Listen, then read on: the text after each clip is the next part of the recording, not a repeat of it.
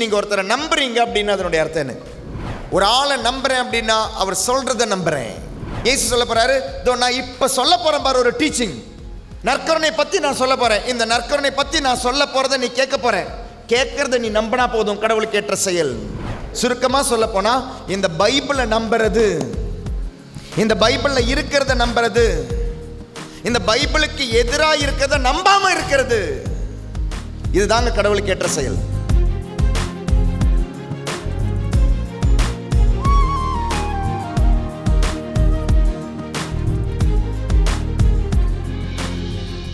தந்தை, மகன், தூய ஆவியாரின் பெயராலே ஆமென். Price the Lord. ஹல்லேலூயா. சத்தமாக ஹல்லேலூயா, ஹல்லேலூயா. சில அன்பார்ந்தவர்களே, இன்று வார நாளாக இருந்தும் இத்தனை பேர் வந்திருக்கீங்க, சந்தோஷமாக இருக்குது. நினைக்கிறேன் போன வருஷம் வந்ததை விட இந்த வருஷம் அதிகமாக இருக்கிறீங்க போல இருக்குது இல்லையா? வெளியே பங்கிலிருந்து வந்திருக்கிறீங்க, இந்த பங்கு மட்டும் இல்லை, வெளியே பங்கிலிருந்தும் நீங்கள் வந்திருக்கிறீங்க, சந்தோஷம். தியானத்துக்காக வந்தவங்க இருக்கிறீங்க, இந்த பங்கை சார்ந்தவங்க உங்களுடைய திருவிழாவுக்கும் தயாரிக்கிறீங்க. அது ஒரு நல்ல ஒரு தயாரிப்பாக இந்த தியானம் வச்சு சாதாரணமாக எல்லாருமே ஃபாதர்ஸ் எல்லாம் நவநாள் திருப்பலிகளெல்லாம் வச்சு அந்த 9 நாள் அந்த ஃபாதரை கூப்பிட்டு இந்த ஃபாதரை கூப்பிட்டு பிரம்மாண்டமாக அப்படி செலவு பண்ணி இப்படி செலவு பண்ணி எல்லாம் செய்வாங்க. ஆனால் நல்ல வேலை உங்களுடைய பங்கு தந்தை தியானம் கொடுத்து இறை வார்த்தை வழியாக என்னுடைய மக்களை சுத்திகரிக்கணும், தயாரிக்கணும்னு ஆசைப்பட்டிருக்கிறார். அது நல்ல விஷயந்தான். அப்போ நம்ம இன்றைக்கி நம்ம எடுக்க போகிற நற்செய்தி பகுதி யோவான் நற்செய்தி 6வது அதிகாரம் மட்டும்தான் நம்ம எடுக்க போகிறோம். அதனுடைய ஒரு ஆழத்திற்கு கடந்து போக போகிறோம். ரொம்ப ஆழத்திற்கு கடந்து போகிறோம், ரொம்ப ஆழத்திற்கு கடந்து போகணும். ஏன்னா பைபிளை சும்மா மேலோட்டமாக படித்தா போதாது, பைபிளை நம்ம ஆழமாக கற்றுக்கணும். அதனால் யோவான் 6வது அதிகாரம் 5, 10, 15 நிமிஷத்தினுடைய டாக் நீங்கள் பார்த்துருப்பீங்க, யூடியூப்லேயே இருக்குது, என்னுடைய டாக்கே இருக்குது. ஆனால் இன்றைக்கி நம்ம ஒரு எக்ஸ்டென்சிவாக இந்த 6வது அதிகாரத்தை நம்ம இன்றைக்கி பார்க்க போகிறோம். அதனால் எல்லாருடைய கையிலையும் பைபிள் இருக்குன்னு நினைக்கிறேன். எல்லா ஒரு தியான மையத்துக்கு வரவங்களுக்கு தெரியும், எப்பவுமே நம்ம பைபிள் கிளாஸ் தான் எடுப்போம். சும்மா ஒரு அட்வைஸ், ஒரு ப்ரீச்சிங் அது நிற்காது. 2 நாளில் நான் சொல்லிட்டு போகிறது எல்லாமே நீங்கள் மறந்துடுவீங்க. ஆனால் இந்த 2 நாளில் சொல்லிட்டு போகிற விஷயம் பைபிளினுடைய அடிப்படையில் இருந்தால் என்ன மறந்தாலும் பரவாயில்ல, நீங்கள் அந்த வார்த்தையை மறக்க மாட்டீங்க, அந்த வசனத்தை நீங்கள் மறக்க மாட்டீங்க. ஏன்னா அவ்வளோ ஆழமாக உங்களுடைய மனசில் பதியும் என்ற நம்பிக்கையில் தான். நம்பிக்கையில் இந்த வசனம் அது நமக்கு பெரிய விடுதலையும் தருங்க. தியானத்திற்கு நேற்று நான் சொன்னேன் இல்லையா, தியானம் முடிஞ்ச பொழுது கிடைச்சி ஒரு என்னுடைய ரூமுக்கு வந்து ஒரு ஆள் வந்து சொன்னார், ஃபாதர் எனக்கு பெரிய ஒரு ஹீலிங் கிடச்சிது அப்படின்னாரு. 4 வருஷமாக அவருக்கு அவருடைய ஸ்பைனல் கார்டில் ஒரு கட்டி, இந்த நெல்லிக்காய் அளவுக்கு ஒரு கட்டி இருந்திருக்கு. டாக்டர்ஸ் அது ஆப்ரேஷன் பண்ண முடியாது அப்படின்ட்டாங்க. ஏன்னா அதில் கத்தி வச்சா பிரச்சனையாயிடும் அப்படின்னு சொல்லி கத்தி வைக்கக்கூடாது, கத்தி வைக்க முடியாது அப்படின்ட்டாங்க. ஸ்பைனல் கார்டில் நெல்லிக்காய் அளவுக்கு அந்த கட்டி இருக்குது. 4 வருஷமாக அது எல்லா வருஷமும் அவருக்கு வந்து அது பல்ஜாவும், அதில் சீழ்கட்டும், அதில் அது ஒழுகும், ரொம்ப வலிக்கும். ஏறக்குறைய 1 மாதம் 2 மாதம் உயிரே போகிற வலி இருக்கும் அவருக்கு. அப்புறம் யாரோ ஏதோ ஒரு ஒரு நாட்டு வைத்தியம் மாதிரி சொல்லி நாட்டு வைத்தியருடைய கடைக்கு போயிருக்கிறாங்க, நாட்டு மருந்து கடைக்கு. அந்த மருந்து என்னமோ வைக்கிறதுக்காக ட்ரை பண்ணும்போது அவங்க சொன்னாங்க, இல்லை என்ன வெத்தலை என்னமோ எங்கே அப்படின்னு சொல்லியிருக்கிறாங்க. அவர் அதெல்லாம் ட்ரை பண்ணி பார்த்துருக்கிறார். அப்படி இருந்தும் அவருக்கு அது அந்த பிரச்சனை குறைய மாட்டேங்குது. அப்படி தான் இந்த 4 நாள் உள்ளிருப்பு தியானத்துக்கு வந்த பொழுது, தியானத்தில் பைபிள் தானே நமக்கு, பைபிள் இல்லாமல் நமக்கு வேறு தியானம் கிடையாது. பைபிளில் இருக்கிற முழுக்க இருக்கிற இயேசு தான் நம்மளுடைய தியானமே. அந்த தியானத்தில் அவர் பங்கெடுத்துட்டு இருந்த பொழுது பவ சங்கீர்த்தனத்துக்காக தயாரிக்கிறார். கரெக்டாக 6 மாதத்தில் ஒரு தடவை வரவங்க, அவங்க ரெகுலராக 6 மாதத்துக்கு ஒரு தடவை எல்லோரும் வந்துடுவாங்க, ரெட்ரீட் நடத்திட்டு போகிறவங்க. அதனால் ரெகுலராக நல்ல கன்ஃபெஷன் செய்கிறவர் தான். ஆனால் இந்த தடவை அவர் அமைதியாக உட்காந்து, ஆண்டவரே ஏதாவது பாவங்கள் இருக்கான்னு சொல்லி நற்கருணை ஆண்டவர் முன்னாலே உட்காந்து அந்த பாவ சங்கீர்த்தனத்தை தயாரிக்கும் பொழுது 45 வருஷம் முன்னால் அவர் செஞ்ச ஒரு பாவத்தை ஆண்டவர் நினைவுபடுத்துகிறார். அவர் 45 வருஷம் முன்னால் அவருக்கு அவ்வளோ சந்தோஷமாக இருந்தது. ஆண்டவரே 45 வருஷம் முன்னால் செஞ்ச ஒரு பாவம், ஆண்டவர் முன்னால் உட்காந்து பாவ சங்கீர்த்தனத்துக்காக அவர் தயார் பண்ண பொழுது அந்த பாவத்தை ஆண்டவர் நினைவுபடுத்தி அந்த பாவ சங்கீர்த்தனத்தில் சொன்ன பிறகு அங்கே இருந்த அந்த கட்டி அவர் சொல்கிறார், வேறு பாவ சங்கீர்த்தனுக்கு பிறகு பூசை நற்கரணையில் வாங்கிட்டு மத்தியானம் அன்றைக்கி ஃபாஸ்டிங் அன்றைக்கி ரூமுக்கு போயிருக்கிறாரு. அந்த இடத்துல தடவி பார்த்தா அப்படி ஒரு கட்டியே இல்லை அவருக்கு. Price the Lord, praise the Lord. ஒரு பாவ சங்கீர்த்தனம், அந்த நற்கருணை அவருக்கு தந்த விடுதலை பாருங்கள். அதனால் அதுக்கு தயாரித்தது என்னது? இறை வார்த்தை தான். ஸோ நல்ல ஒரு பாவ சங்கீர்த்தனத்துக்கும் நல்ல ஒரு திருப்பலிக்கும் திவ்ய நற்கருணைக்கும் உங்களை தயாரிப்பது உங்களுடைய கையில் இருக்க இந்த பொக்கிஷன் தான். அதனால் இந்த பைபிள் இல்லாமல் நம்ம ஒரு தியானம் நடத்த முடியாது. அதனால் இன்றைக்கி எடுத்துகிட்டு வராதவங்க தயவு செய்து நாளைக்கு எடுத்துகிட்டு வாங்க. எடுத்துகிட்டு கேட்டுட்டு மட்டும் போனீங்க அப்படின்னா பார்க்க வேண்டிய கண்கள் தூய்மை அடையாது. 6வது அதிகாரம் எடுப்போமா?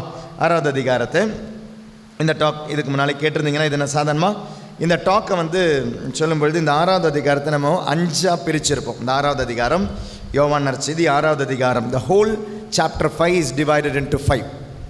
whole chapter 6 of John is divided into 5. 5 செக்ஷனாக இதை பிரித்து சொல்கிறேன் உங்களுக்கு. இதை கேட்டவங்க ஏதாவது ஞாபகம் இருக்கா உங்களுக்கு? கேட்டிருக்கீங்களா இந்த டாக் எங்கேயாவது? சொல்லுங்கள் பார்க்கலாம். ஃபஸ்ட்டு அப்பத்தை பலக செய்கிறார். ஓகே. 2வது ஹெட்டிங் கடல் மீது நடக்கிறார். 3வது செக்ஷன். அது அந்த ஹெட்டிங்கை பார்த்து சொல்லக்கூடாது, இது நான் எப்படி பிரிச்சிருக்கேன். 3வது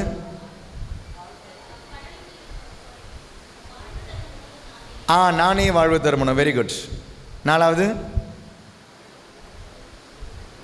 ஏசு நானே வாழ்வு தருமணும்னு சொன்ன பொழுது 4வது ஹெட்டிங் அப்போ மக்களுடைய பதில், the response of the people. 4, 5 இயேசுவனுடைய பதில், response of Jesus to response of the people. அப்போ 5 பிரிக்கிறோம். 1 இயேசு அப்பத்தை பலக செய்கிறார்.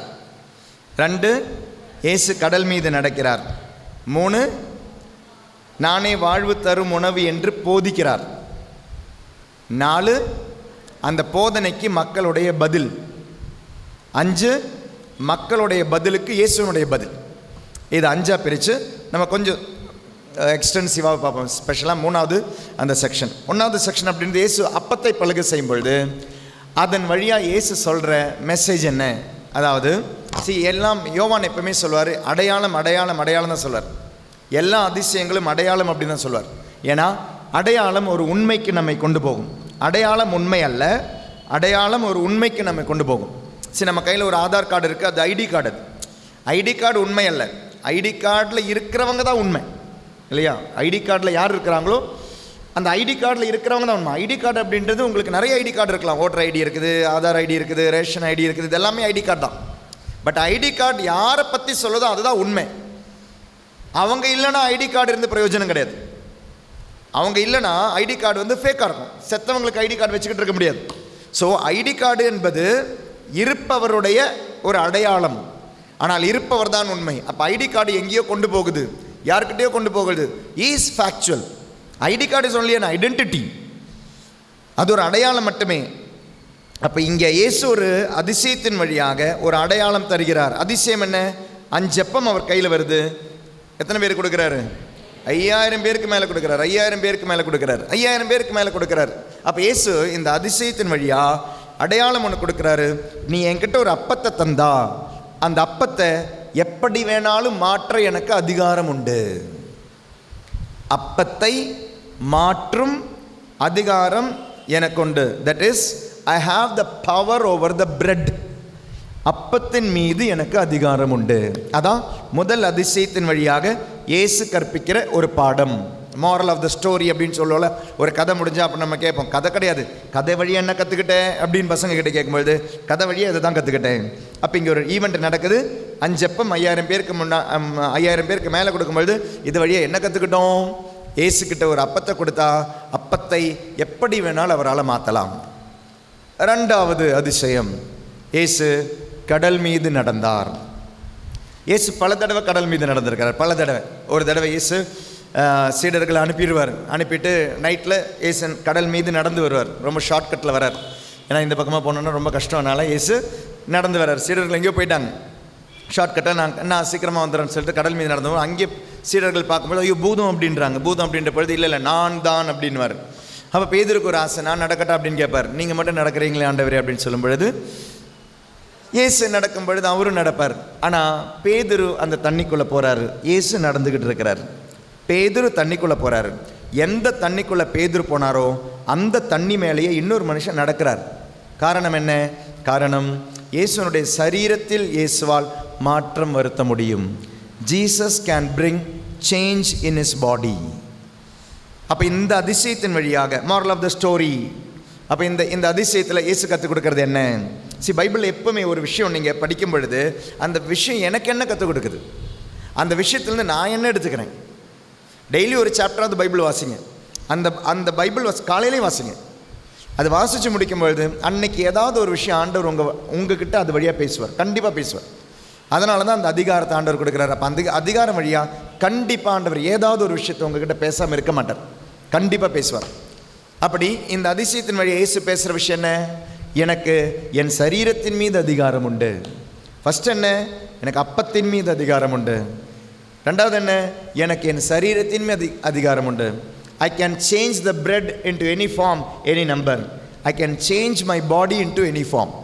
இதை ரெண்டுமே சயின்டிஃபிக்காக எவிடன்ஸ் கொடுத்து டெமான்ஸ்ட்ரேஷன் பண்ண பிறகுதான் மூணாவது இயேசு போதிக்கிறார், நானே வாழ்வு தரும் உணவு.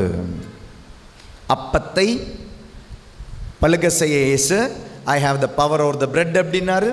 ரெண்டாவது I have the power over the body அப்படின்னாரு. மூணாவது I have the power to give my body in the form of the bread. எவ்வளோ அழகாக எவிடன்ஸ் கொடுத்துட்டு போதிக்கிறார் பாருங்க. எவ்வளோ அழகாக எவிடன்ஸ் கொடுத்துட்டு போதிக்கிறாரு. சும்மா இயேசு நானே வாழ்வு தரும் உணவு சாப்பிடுன்னு சொல்லுங்க, 2 தடவை காமிக்கிறார். அப்பத்தின் மீது அதிகாரம் உண்டு, சரீரத்தின் மீது அதிகாரம் உண்டு, என் சரீரத்தை அப்பமாக கொடுக்கும் அதிகாரம் எனக்கு உண்டு. எவ்வளோ அழகான ஒரு டீச்சிங். மூணாவது பாயிண்ட் அப்படின்றது இயேசு நானே வாழ்வு தரும் உணவு என்று போதிக்கிறார். நானே வாழ்வு தரும் உணவு. இந்த நானே வாழ்வு தரும் உணவு என்று இயேசு போதித்த பொழுது சீடர்களுடைய பதில் என்ன? அது கொஞ்சம் ஆழமாக, ஏன்னா நம்ம அந்த இடத்துல தான் நிற்கிறோம். ஃபஸ்ட்டு 2 விஷயம் நமக்கு பிரச்சனை இல்லை, 3வது விஷயத்தில் தான் நம்ம நிற்கிறோம். அப்போ நம்ம 6வது அதிகாரம் மெதுவா எடுத்து வாசிப்போமா? எடுங்க, எடுத்துட்டு ஓகே.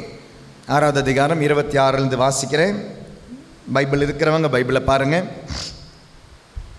இயேசு மறுமொழியாக, நீங்கள் அருமடையாளங்களை கண்டதால் அல்ல, மாறாக அப்பங்களை வயிறார உண்டதால் தான் என்னை தேடுகிறீர்கள் என உறுதியாக உங்களுக்கு சொல்கிறேன். அழிந்து போகும் உணவுக்காக உழைக்க வேண்டாம், நிலைவாழ்வு தரும் அழியாத உணவுக்காக உழையுங்கள். அவ்வுணவை மானிட மகன் உங்களுக்கு கொடுப்பார். ஏனெனில் தந்தையாகிய கடவுள் அவருக்கே தம் அதிகாரத்தை அளித்துள்ளார் என்றார். அப்போ இயேசு அவங்க கிட்ட சொல்கிறாரு, அழிவு தரும் உணவுக்காக உழைக்காதீங்க, அழியாத உணவுக்காக உழையுங்கள். அதுக்கு இவங்களுடைய கேள்வி பாருங்களேன். மக்கள் இதை கேட்டுக்கிட்டே இருக்கிறாங்க, அவங்களுக்கும் அது ஒன்றும் கொஞ்சம் ஆழமாக புரியல. ரொம்ப கஷ்டங்க இது. நற்கருணையுடைய போதனை. சபை இன்று பல விதமாக பிரிந்திருக்க காரணம், இவ்வளோ பிரிவினை சகோதரர்கள் எல்லாம் இவ்வளோ பிரிய காரணம் என்ன தெரியுமா? அதனுடைய ஃபஸ்ட்டு பிரச்சனையை நற்கருணையில் தான் ஆரம்பிச்சது. நற்கருணை தான் சபையை பிரித்தது. அது இன்றைய சபையை மட்டுமல்ல, அன்றைய சபையும் பிரித்தது நற்கருணை தான். It is very difficult to understand Eucharist, very very difficult. இப்போ இந்த 5 அப்பத்தை எத்தனை பேருக்கு மேலே இயேசு கொடுத்தாருன்னு பைபிள் சொல்லுது? 5000 பேருக்கு மேலே. 5000 கிடையாது, 5000 ஆண்கள் இருந்தாங்க. அப்போ பெண்களுடைய கணக்கு அங்கே போடலை, குழந்தைகளுடைய கணக்கு போடலை. குழந்தைங்க இருந்திருப்பாங்க, ஏன்னா ஒரு குழந்தை கையிலேருந்து 5 அப்பத்தை 2 மீனி வாங்கினார் அந்திரையும். அப்படின்னா இங்கே குழந்தைங்களும் இருந்தாங்க, ஆண்கள் இருந்தாங்க, பெண்கள் இருந்தாங்க, குழந்தைங்க இருந்திருப்பாங்க. எப்படி ஒரு 15000 பேர் வச்சுப்போம், 5000 ஃபார் எக்ஸாம்பிள். அதுக்கு மேலே தான் இருந்திருப்பாங்க. நம்மளுடைய எக்ஸாமுக்காக ஒரு 15000 பேர் வச்சுப்போம். இயேசு நற்கருணையை பற்றி போதிக்கும் பொழுது, இல்லை நற்கருணையை கொடுக்கும்பொழுது, அப்பத்தை கொடுக்கும்போது எத்தனை பேர் இருந்தாங்க? 15000 பேர் இருந்தாங்க. இயேசு நற்கருணை பற்றி போதனை நடத்துகிறார். இயேசு போதித்த பிறகு சொல்கிறார், நீ என் சதையை சாப்பிடணும், ரத்தத்தை நீ குடிக்கணும் அப்படின்னார். இதெல்லாம் சொல்லி முடித்த பிறகு எத்தனை பேர் மிச்சம் இருந்தாங்க? எத்தனை பேர் இருந்தாங்க? 12 பேர் தான் இருந்தாங்க. ஆனால் 12 பேர் இருந்தாங்களான்னு கேட்டால், உண்மையாக நீங்கள் அது நல்லா ஆழமாக வாசி பார்த்தீங்கன்னா 12 பேர் கூட கிடையாதுங்க, 11 பேர் தான். ஏன் தெரியுமா? இயேசு சொன்னார், ஒருத்தன் உங்களில் சாத்தான் அப்படின்னார். தட் மீன்ஸ் இதில் இருக்கிற ஒருத்தன் என்னை பிலீவ் பண்ணல, என்னை நம்பலை அப்படின்னார். அப்போது 15000 பேர் இருந்தாங்க. 5 அப்பத்தை பழகி கொடுக்கும் பொழுது 15000 பேர் இருந்தாங்க.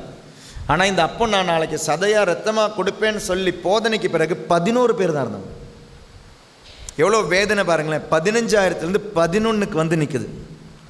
இனி உண்மையாகவே இந்த போதனை இயேசு நிறைவேற்றுவது சிலுவையில். அப்பமா இல்லை சதையாக ரத்தமாக நான் உனக்கு கொடுப்பேன், நீ சாப்பிடணும், நீ குடிக்கணும்னு சொன்ன போது மிச்சம் 11 பேர். ஆனால் உண்மையாக அது கொடுத்த இடம் கல்வாரி மலை. அந்த கல்வாரி மலையில் இந்த 11 பேரில் எத்தனை பேர் இருந்தாங்க? ஒருத்தர்.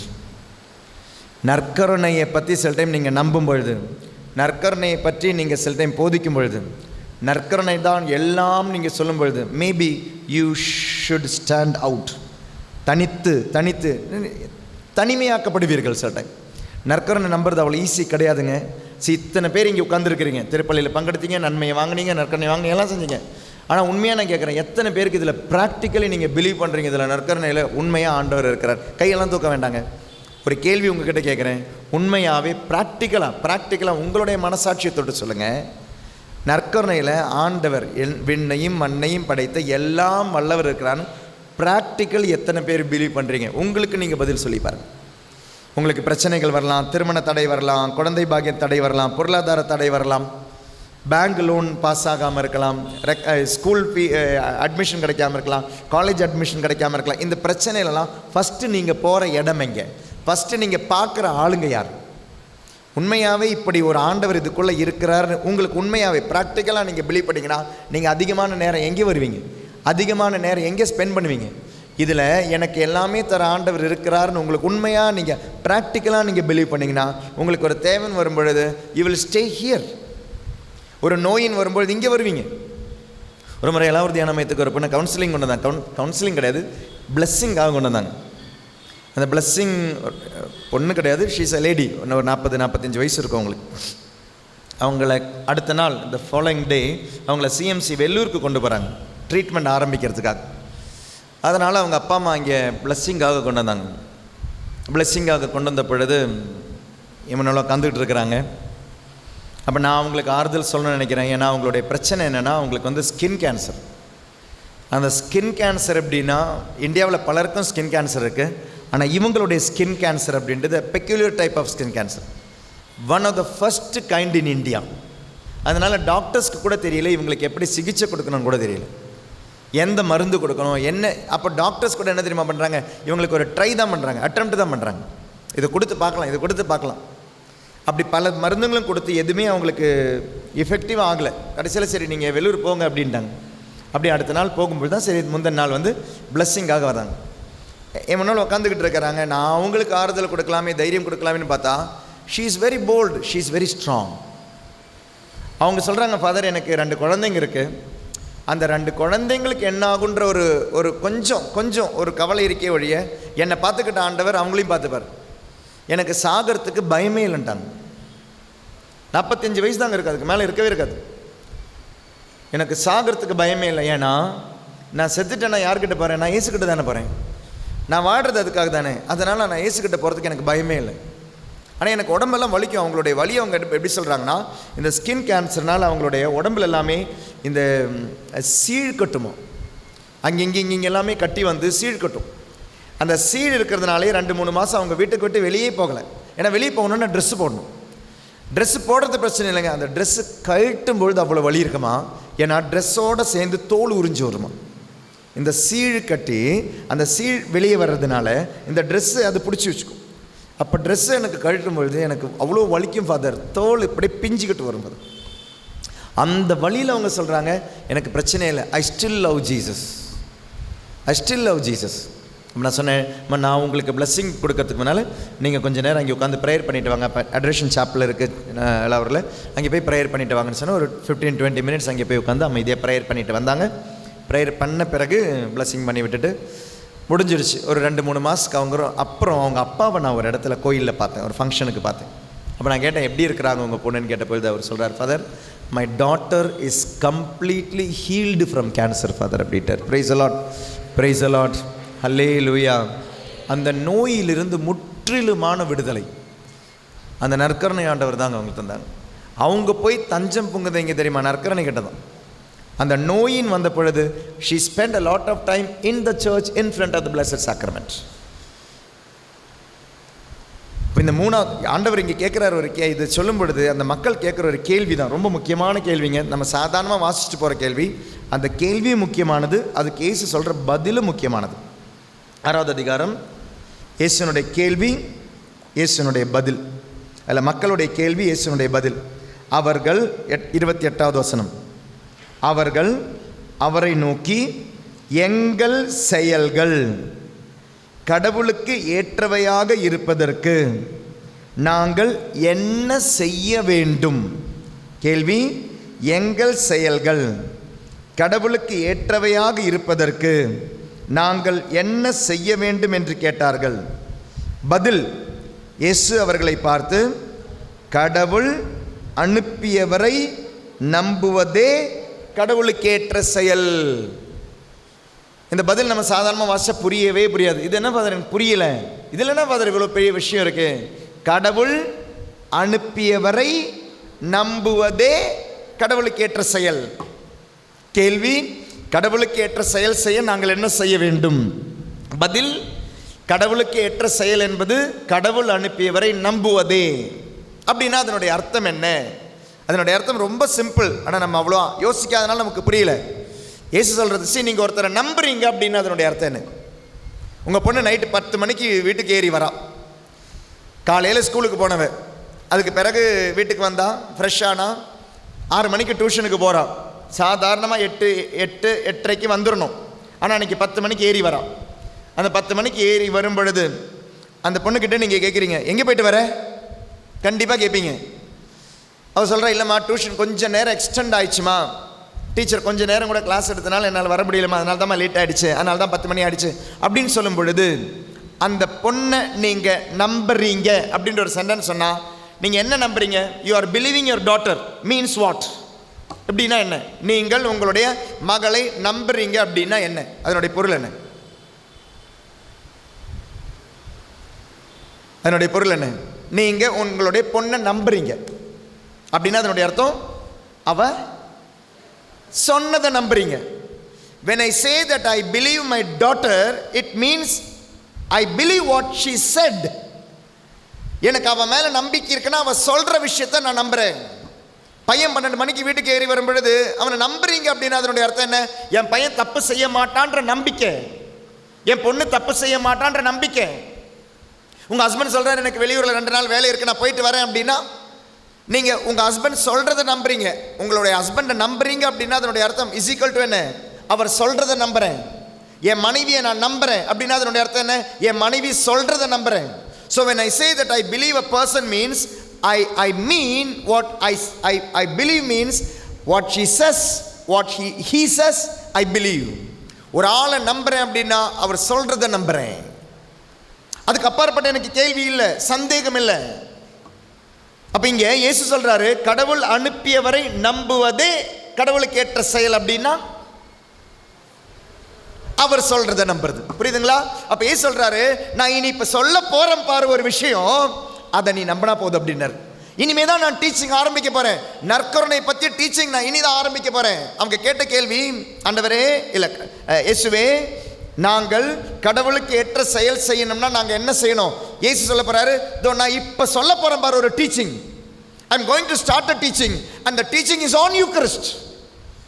நற்கருணை பற்றி நான் சொல்ல போகிறேன். இந்த நற்கருணை பற்றி நான் சொல்ல போகிறத நீ கேட்க போகிறேன். கேட்கறத நீ நம்பினா போதும், கடவுளுக்கு ஏற்ற செயல். அவர் அனுப்பியவரை நம்புவதே என்றால் அவர் அனுப்பியவரை சொல்வது நம்புவது உன்னுடைய வாழ்க்கையில் கடவுளுக்கு ஏற்ற செயல். அதாவது சுருக்கமாக சொல்ல போனால் இந்த பைபிளை நம்புறது, இந்த பைபிளில் இருக்கிறத நம்புறது, இந்த பைபிளுக்கு எதிராக இருக்கிறத நம்பாமல் இருக்கிறது, இதுதாங்க கடவுளுக்கு ஏற்ற செயல். What is written in the Bible, when I believe, this is கடவுளுக்கு ஏற்ற செயல். When I do not go against the Bible, it is கடவுளுக்கு ஏற்ற செயல்.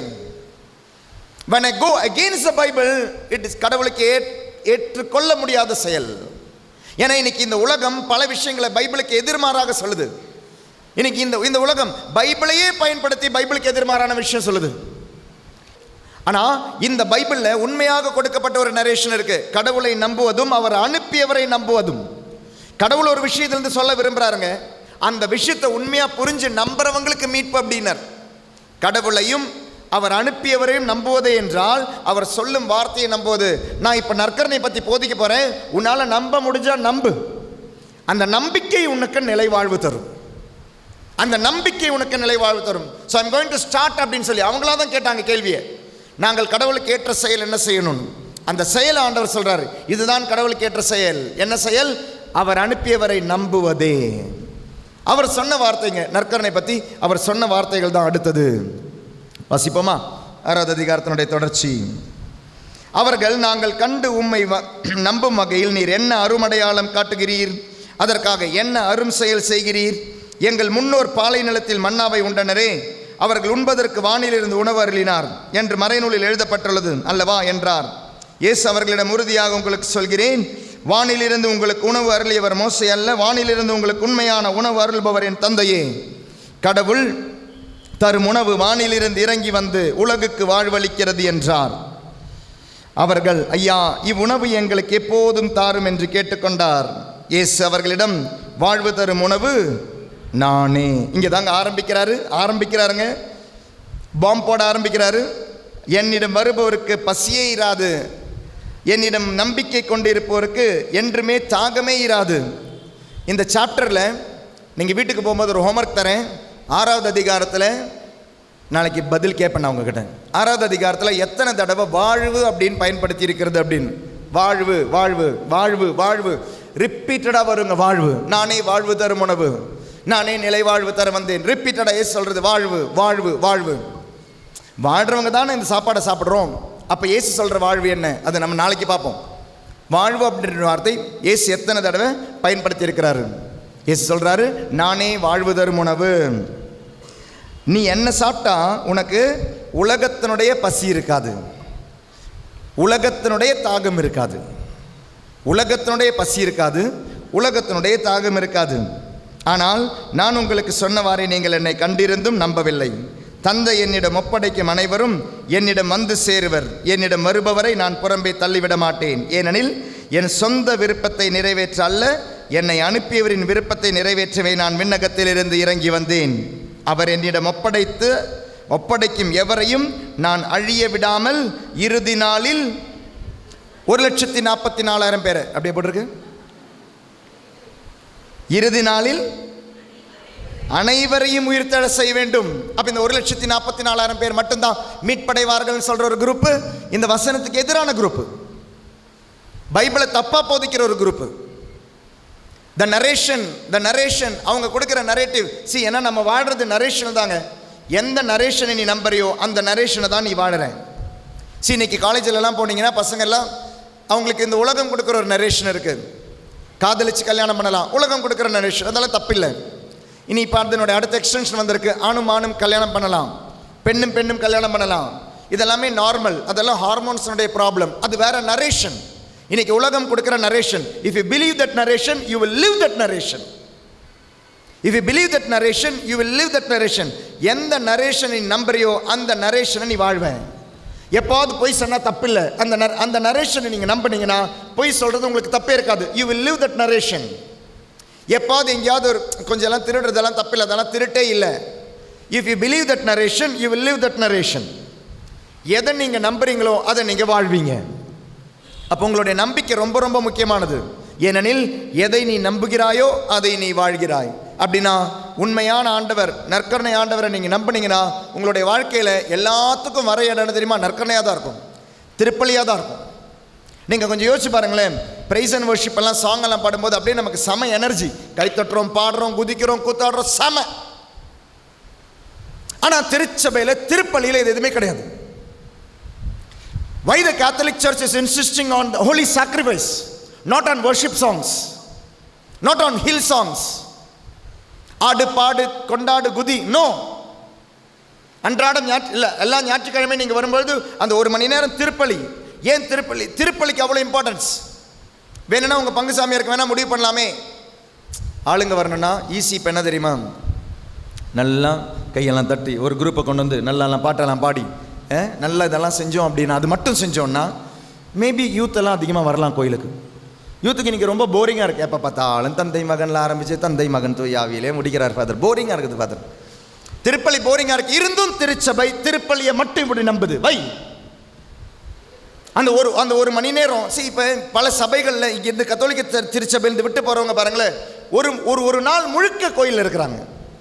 சிஎஸ்சியாக இருக்கட்டும், பெண்டகாஸ்டாக இருக்கட்டும், ப்ரொட்டஸ்டண்டாக இருக்கட்டும், ஏஜி சபையாக இருக்கட்டும், அவங்க இறைவார்த்தை பகிர்விற்கு பாட்டெல்லாம் பாடுறாங்க, பிரைஸ் அண்ட் வர்ஷிப் எல்லாம் இருக்கிறாங்க. அங்கே ஒரு நாள் ஸ்பெண்ட் பண்ணுற முடியறவங்க why they are not able to spend 1 hour in the church, Catholic church? இது போர் அடிக்குது. ஏன் இந்த 1 மணி நேரம் போர் அடிக்குதுன்னு சொல்றவங்க ஒரு நாள் ஃபுல்லா அது இறைவார்த்தை போதனையிலும் இந்த பாட்டு பாடுதலும் இருக்கிறாங்க. அப்ப இதுல ஏதோ ஒரு உண்மை இருக்கிறதுனால தான் இந்த உண்மையிலிருந்து பிசாசு கொண்டு போகுது. பாட்டு பாடுறதோ, வர்ஷிப் சாங்கோ, கை தட்டுறதோ, கை தூக்குறதோ, ஆடுறதோ தப்பில்லை. ஆனால் அது அல்ல வர்ஷிப்.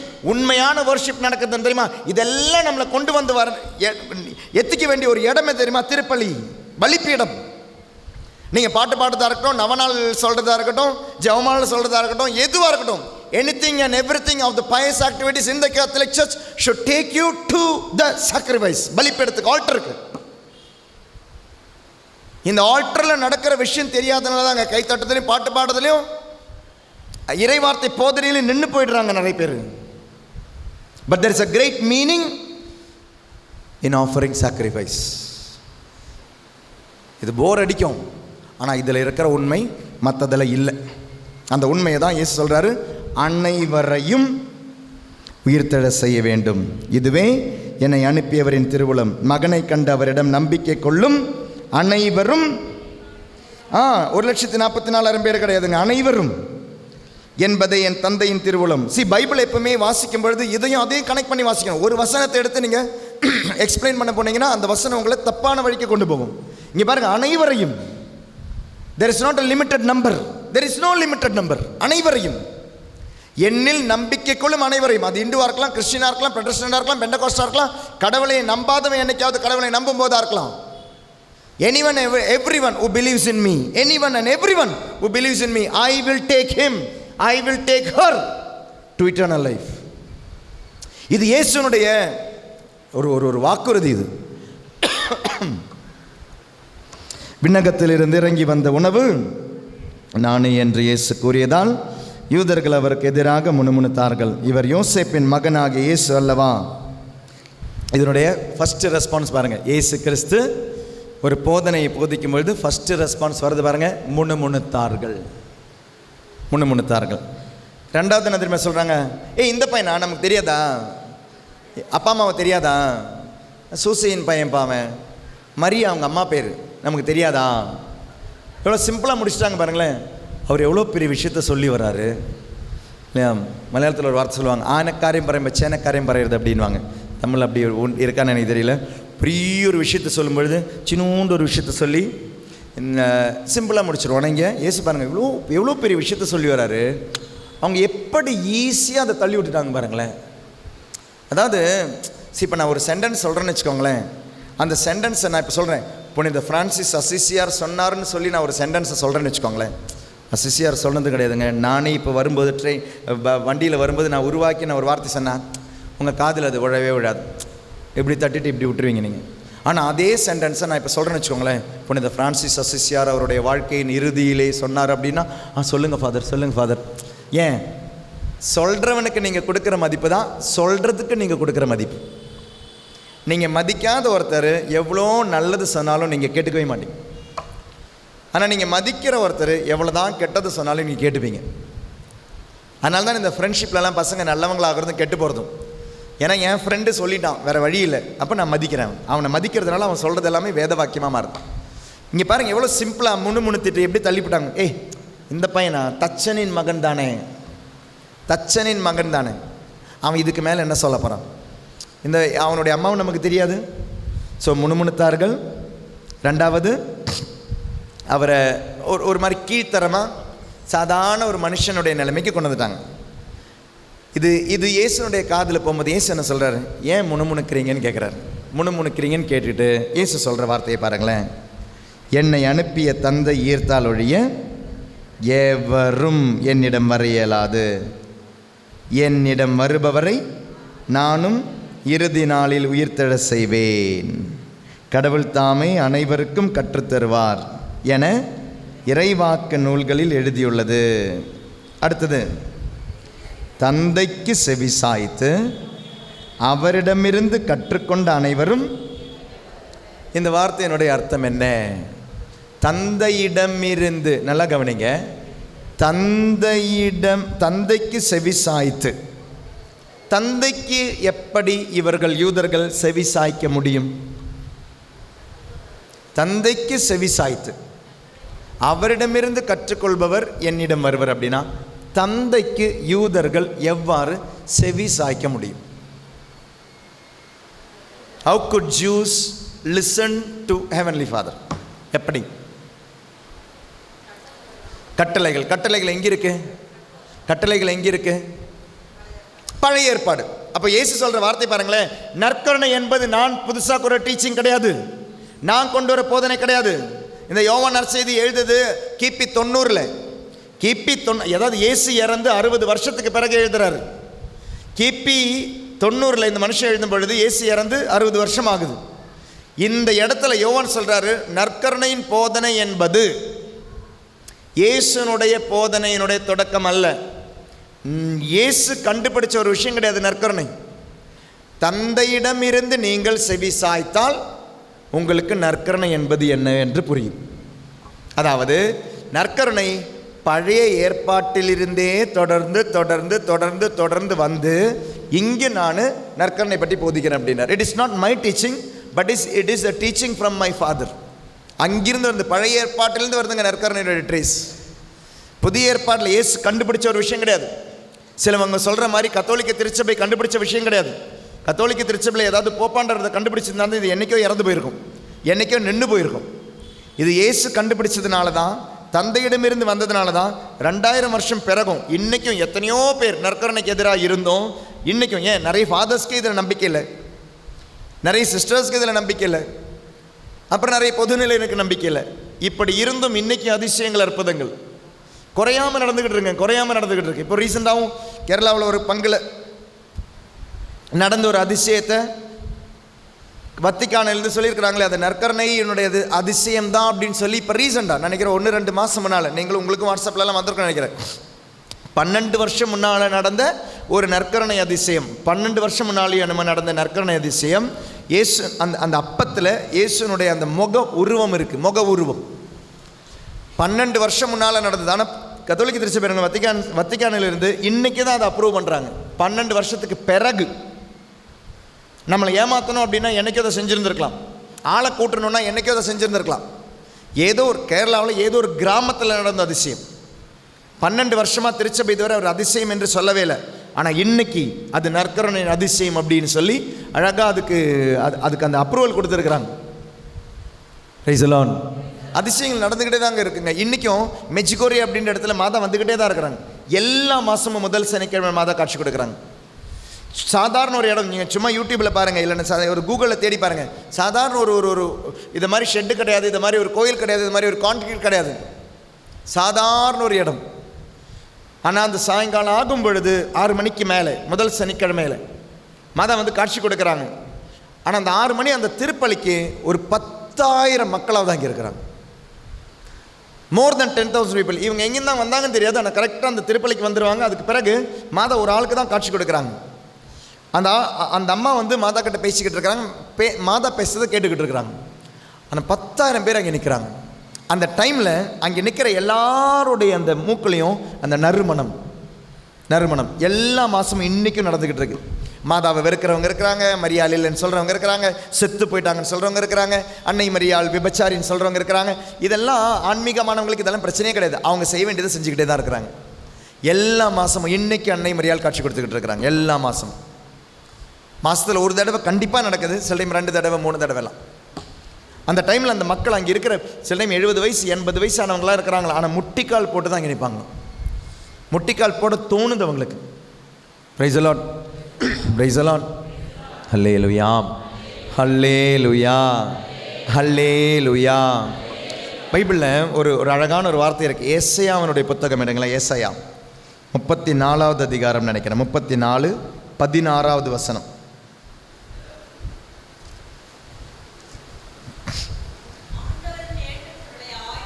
வெரி குட், அதே தான் 34:16. சரி,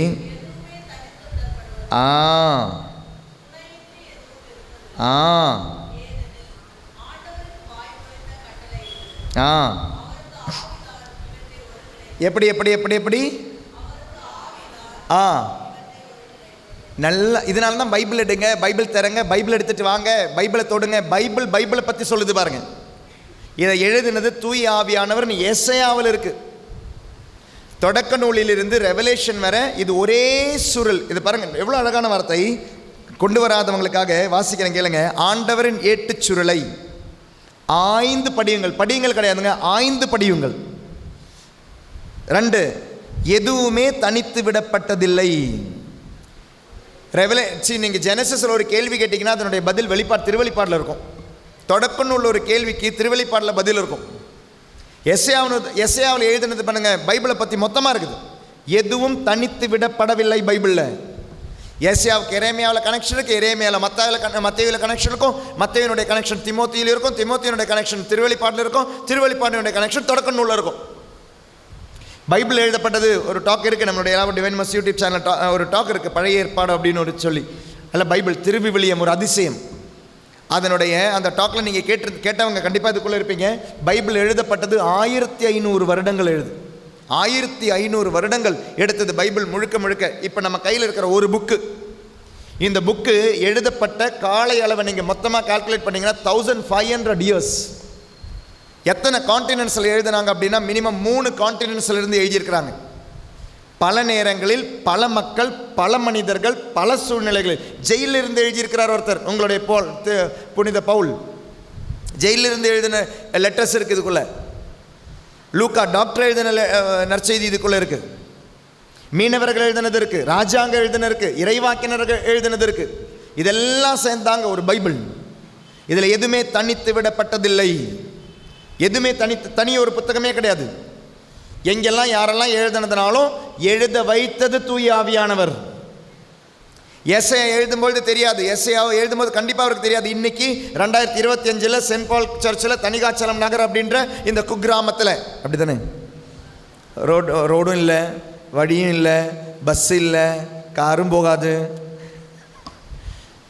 கிராமம் தானே. Praise a lot, praise a lot. இந்த இடத்துல இந்த மக்கள் இங்கே நீங்கள் தியானம் செய்யும்போது 2025 வருஷத்துக்கு பிறகு அவர் இல்லை, எஸ்ஐ அதுக்கு முன்னால் எழுதியிருப்பார்.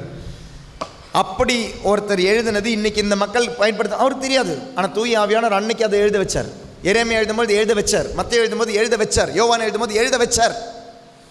கையில் அவ்வளோ ஒரு பொக்கிஷம் இருக்கு, ஆனால் கை போய் தொடாது. தந்தையால் ஈர்க்கப்பட்டால் ஒழிய இதில் போய் கை தொடாது. தந்தையால் ஈர்க்கப்பட்டால் ஒழிய இதில் நம்ப முடியாது. ஆழமான நம்பிக்கை இல்லாமல் 2 விஷயம் நான் உங்ககிட்ட சொல்கிறேன். ரொம்ப கஷ்டமான விஷயம், ரொம்ப கஷ்டமான விஷயம். Price the Lord. Very very difficult. Price the Lord. ஆனால் அதை மட்டும் நீங்கள் கடந்து வந்துட்டீங்க அப்படின்னா நீங்கள் அழகாக உங்களுடைய ஆன்மீகத்துக்கு போகலாம். 2 விஷயம். 1, daily personal prayer. Very difficult. Daily personal Bible reading. Very very difficult. Daily personal prayer, very difficult. Daily personal reading of the Bible, very very difficult. ஒன்றா உட்காந்து கூட்டமாக உட்காந்து பைபிள் வாசிக்கிறத கேட்டுருவோம் திருப்பள்ளியில்.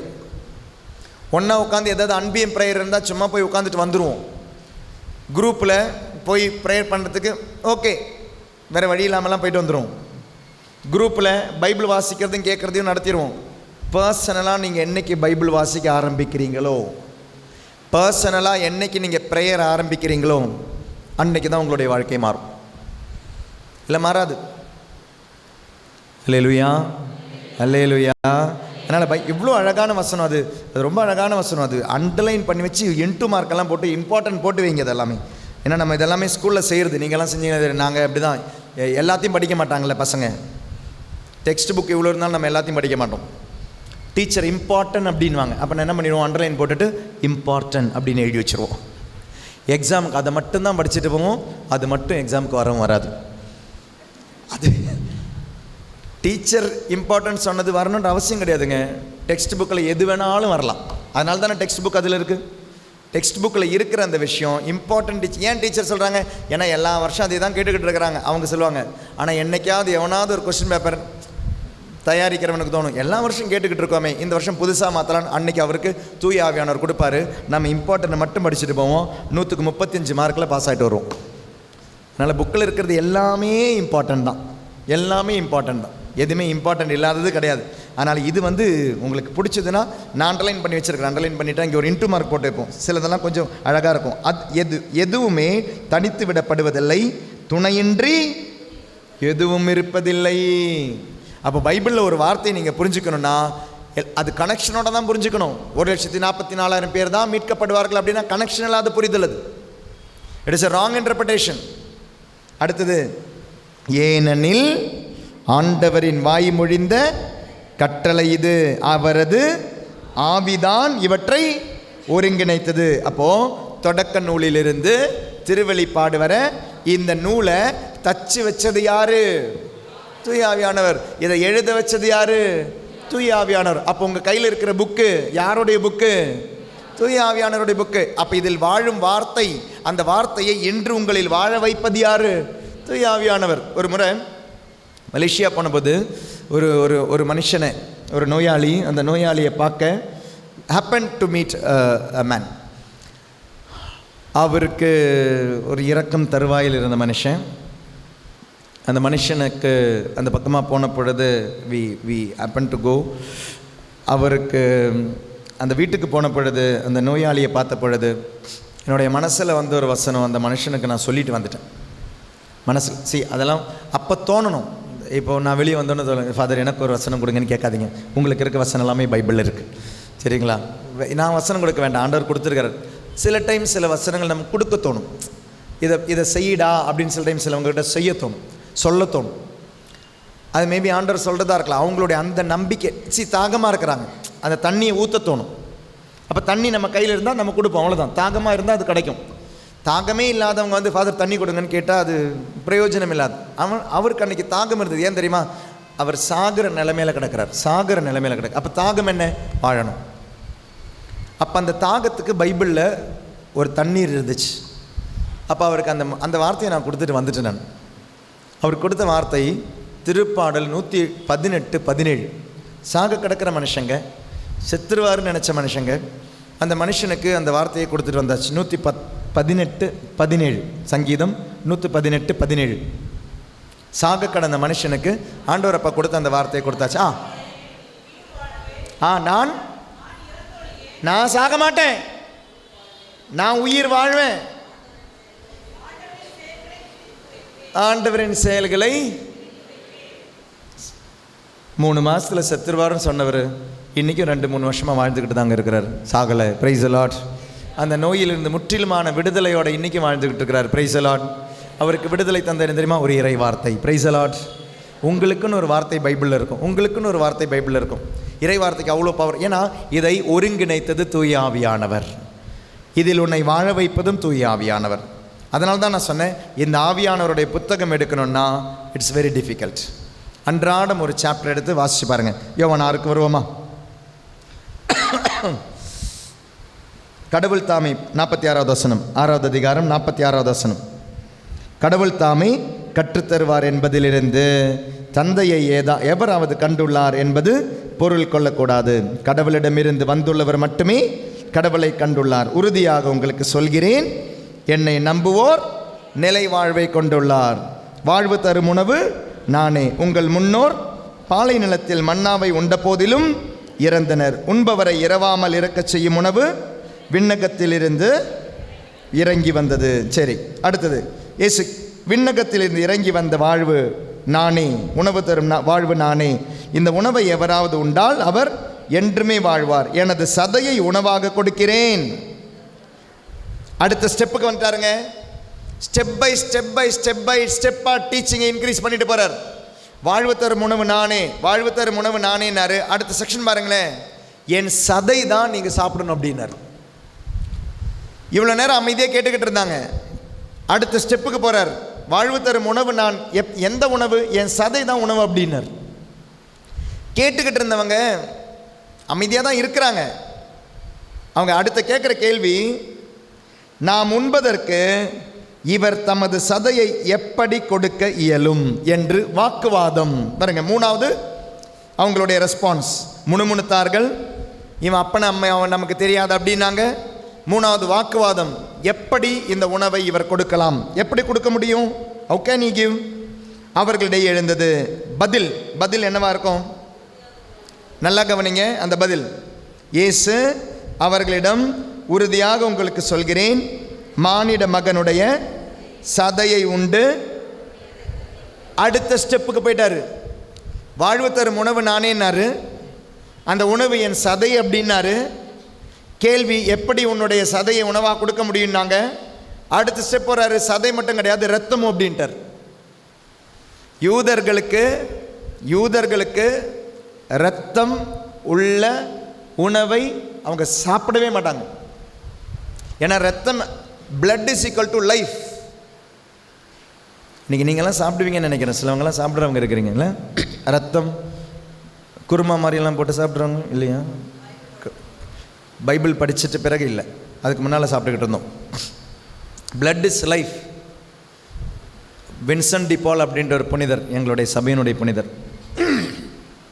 அந்த புனிதருக்கு அவருடைய மரண தருவாயில் he had very very severe headache once. ஒரு முறை பயங்கரமான கடுமையான தலைவலி. அந்த தலைவலி அப்படின்றது ஏறக்குறைய அவருடைய மரணத்தை உறுதி செய்கிற மாதிரி தலைவலி. அந்த தலைவலி வந்த பொழுது அவருக்கு மருத்துவர்கள் சொன்ன ஒரு ஒரு ஒரு என்ன சொல்கிறது, அந்த மருந்து அப்படின்றது புறாவை கொண்டு வந்து அந்த புறாவனுடைய அந்த சுடு ரத்தம் நெத்தி மேலே வைக்கணும். புறாவை நெத்தி மேலே வைக்கும் பொழுது அந்த புறாவனுடைய கழுத்தை அறுக்கும் பொழுது ரத்தம் வரும். அந்த சுடு ரத்தம் உங்களுடைய நெத்தியில் விழுந்தால் மட்டும்தான் உங்களுக்கு இந்த தலைவலியிலேருந்து விடுதலை அப்படின்ட்டாங்க மருத்துவர். அவர் சொன்னார், அந்த புறாவை கொன்னுட்டு எனக்கு வாழ வேண்டாம், அப்படி ஒரு சுடு ரத்தம், ஏன்னா blood is life, எனக்கு வேண்டாம். Praise the Lord, praise the Lord. இப்போ blood is life. அந்த blood இருக்கிற அந்த உணவை சாப்பிடாத யூதர்கள்கிட்ட சொல்கிறாரு, என் blood நீ சாப்பிடணுன்றார். அப்போ கேள்வி என்னவா இருந்தது? எப்படி உன் சதையை கொடுக்க முடியும்? பதில் கவனிங்க. சதையும் இரத்தமும் கொடுக்கிற ஒரு நாள் வரும் பாரு, அப்போ என் சதையும் இரத்தமும் நீங்கள் சாப்பிடுவீங்கன்னார். சதை மட்டும் சொல்லுங்க, நான் சதையையும் இரத்தத்தையும் கொடுக்கிற ஒரு நாள். அவருடைய சதை, அவருடைய இரத்தம் எப்பொழுது கொடுக்கப்பட்டது? முழுக்க முழுக்க கொடுக்கப்பட்டது கல்வாரி. பார்த்தீங்களா? அப்போ கேள்வி, எவ்வாறு உன்னை உணவாக உன்னால் கொடுக்க முடியும்? பதில், என் மரணத்திற்கு பிறகு. என் மரணத்திற்கு பிறகு என்னுடைய சதையை நீங்கள் உண்பீர்கள், என்னுடைய இரத்தத்தை நீங்கள் குடிப்பீர்கள், என் சதையும் இரத்தமும் உங்களுக்கு நிலைவாழ்வு தரும் உணவாக மாறும். கேள்வி, எவ்வாறு சதையை கொடுப்பாய்? பதில், என் மரணத்திற்கு பிறகு சதையும் இரத்தமும் உங்களுக்கு நான் கொடுப்பேன், அது உங்களுக்கு நிலைவாழ்வு தரும். இப்போ தாங்க இவங்களுக்கு அந்த கோபம் வருது. ரத்தம்னு சொன்ன பிறகு தான் அவங்களால அதை ஏற்றுக்கவே முடியல. அதுவரை கவனம் இருந்தவங்க they are getting irritated. உறுதியாக உங்களுக்கு சொல்கிறேன், மானிட மகனுடைய சதையை உண்டு அவருடைய இரத்தத்தை குடித்தால் ஒழிய நீங்கள் வாழ்வடைய மாட்டீர்கள். எனது சதையை உண்டு என் இரத்தத்தை குடிப்பவர் நிலை வாழ்வை கொண்டுள்ளார், நானும் அவரை இறுதி நாளில் உயிர்த்தெழ செய்வேன். எனது சதை உண்மையான உணவு, எனது இரத்தம் உண்மையான பானம். என் சதையை உண்டு எனது இரத்தத்தை குடிப்போர் என்னோடு இணைந்திருப்பர், நானும் அவர்களோடு இணைந்திருப்பேன். வாழும் தந்தை என்னை அனுப்பினார், நானும் அவரால் வாழ்கிறேன். அதுபோல் என்னை உண்போரும் என்னால் வாழ்வர். விண்ணகத்திலிருந்து இறங்கி வந்த உணவு இதுவே. இது நம் முன்னோர் உண்ட உணவு போன்றது அல்ல, அதை உண்டவர்கள் இறந்து போனார்கள். இவ்வுணவை உண்போர் என்றும் வாழ்வர். அடுத்த ஹெட்டிங் என்ன? அதுதான் முன்னாலேயும் போட்டாங்க, முணுமுணுத்தல். அப்போ அது யார் முணுமுணுத்தாங்க? மக்கள். Very good. அப்போது 15,000 பேர் இருக்கிறாங்க. 15,000 பேர் மினிமம். யூக்ரிஸ்ட் அப்படின்ற ஒரு டாக் வந்த பொழுது முணுமுணுத்தது இந்த 15,000 பேருமே முணுமுணுத்தாருங்க. ஆனால் இந்த சீடர்கள் அப்படின்றவங்க இந்த 72 இல்லை அதுக்கு மேலே போனால் ஒரு 100ன்னு வச்சுக்கோங்க, வெறும் ஸ்மால் நம்பர். அவங்க முணுமுணுக்க ஆரம்பிக்கிறாங்க நற்கருணை வந்தபோது. ஸோ இயேசுவுக்கு பல குரூப் இருந்ததுங்க. ஒரு ஃபேன் ஃபாலோவர்ஸ் இருந்தாங்க இயேசுவுக்கு, பெரிய ஒரு குரூப். கொஞ்சம் பேர் அவருடைய போதனை மட்டும் கேட்குறவங்க கிடையாது, போதனை கேட்டு வாழ்கிறவங்க இருந்தாங்க. அது அது அது இன்னொரு சின்ன ஒரு குரூப். அதை விட இன்னொரு சின்ன குரூப் இருந்தது, அந்த 12 பேர்.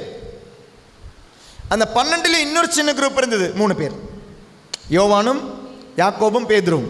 ஸோ பெரிய ஒரு ஃபேன் ஃபாலோவர்ஸ் இருந்தாங்க. அதுலேருந்து இன்னொரு இன்னர் சர்க்கிள், அதில் வந்து இன்னர் சர்க்கிள், அதில் ஒரு இன்னொரு சர்க்கிள். இப்போ பங்கு சாமியாரில் பங்கு பேரவை இருப்பீங்க, பங்கு பேரவை இல்லையா, பங்கு மக்கள் ஒரு குரூப், பங்கு பேரவை ஒரு குரூப், பங்கு பேரவையிலையும் கொஞ்சம் பேர் இருப்பாங்க, ரொம்ப நெருக்கமாக ஃபாதர் ஏதாவதுன்னா உடனே கூப்பிட்றவங்க இருப்பாங்க. Price the Lord. இதே மாதிரி இயேசுக்கு ஒரு குரூப் இருந்தது, பெரிய ஃபேன் ஃபாலோவர்ஸ், சின்ன ஒரு சீடர் குரூப்பு, அப்போஸ்தலர்கள் ஒரு 3 பேர் தாங்க.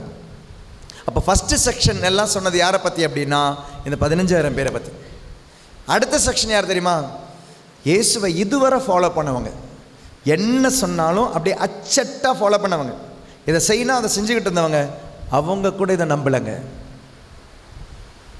நற்கருணை போதனை. அதனால தான் சொல்கிறேன், it's it's one thing it is boring, second thing is very difficult.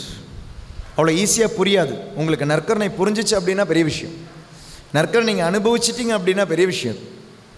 உங்களுக்கு வேறு யாரும் சொல்லித்தர வேண்டிய அவசியம். நேற்று தியானம் முடிஞ்ச பொழுது தியானம் நடந்துக்கிட்டு இருக்கேன், பாவசங்கீதனெல்லாம் முடிஞ்சு திருப்பலிக்கு நான் பார்த்த 2-3 பேர் புதுசாக வந்திருக்கிறாங்க. அவங்க தியானத்தில் அட்டன் பண்ணுறவங்க இல்லைன்னு எனக்கு தெரியும், ஏன்னா பார்த்துக்கிட்டே இருக்கிறோம் இல்லையா ஆளுங்களை. திருப்பலியெல்லாம் முடிஞ்ச பொழுது தியானத்தில் பங்கெடுத்தவங்க சாப்பிட போங்க அப்படின்ட்டேன்.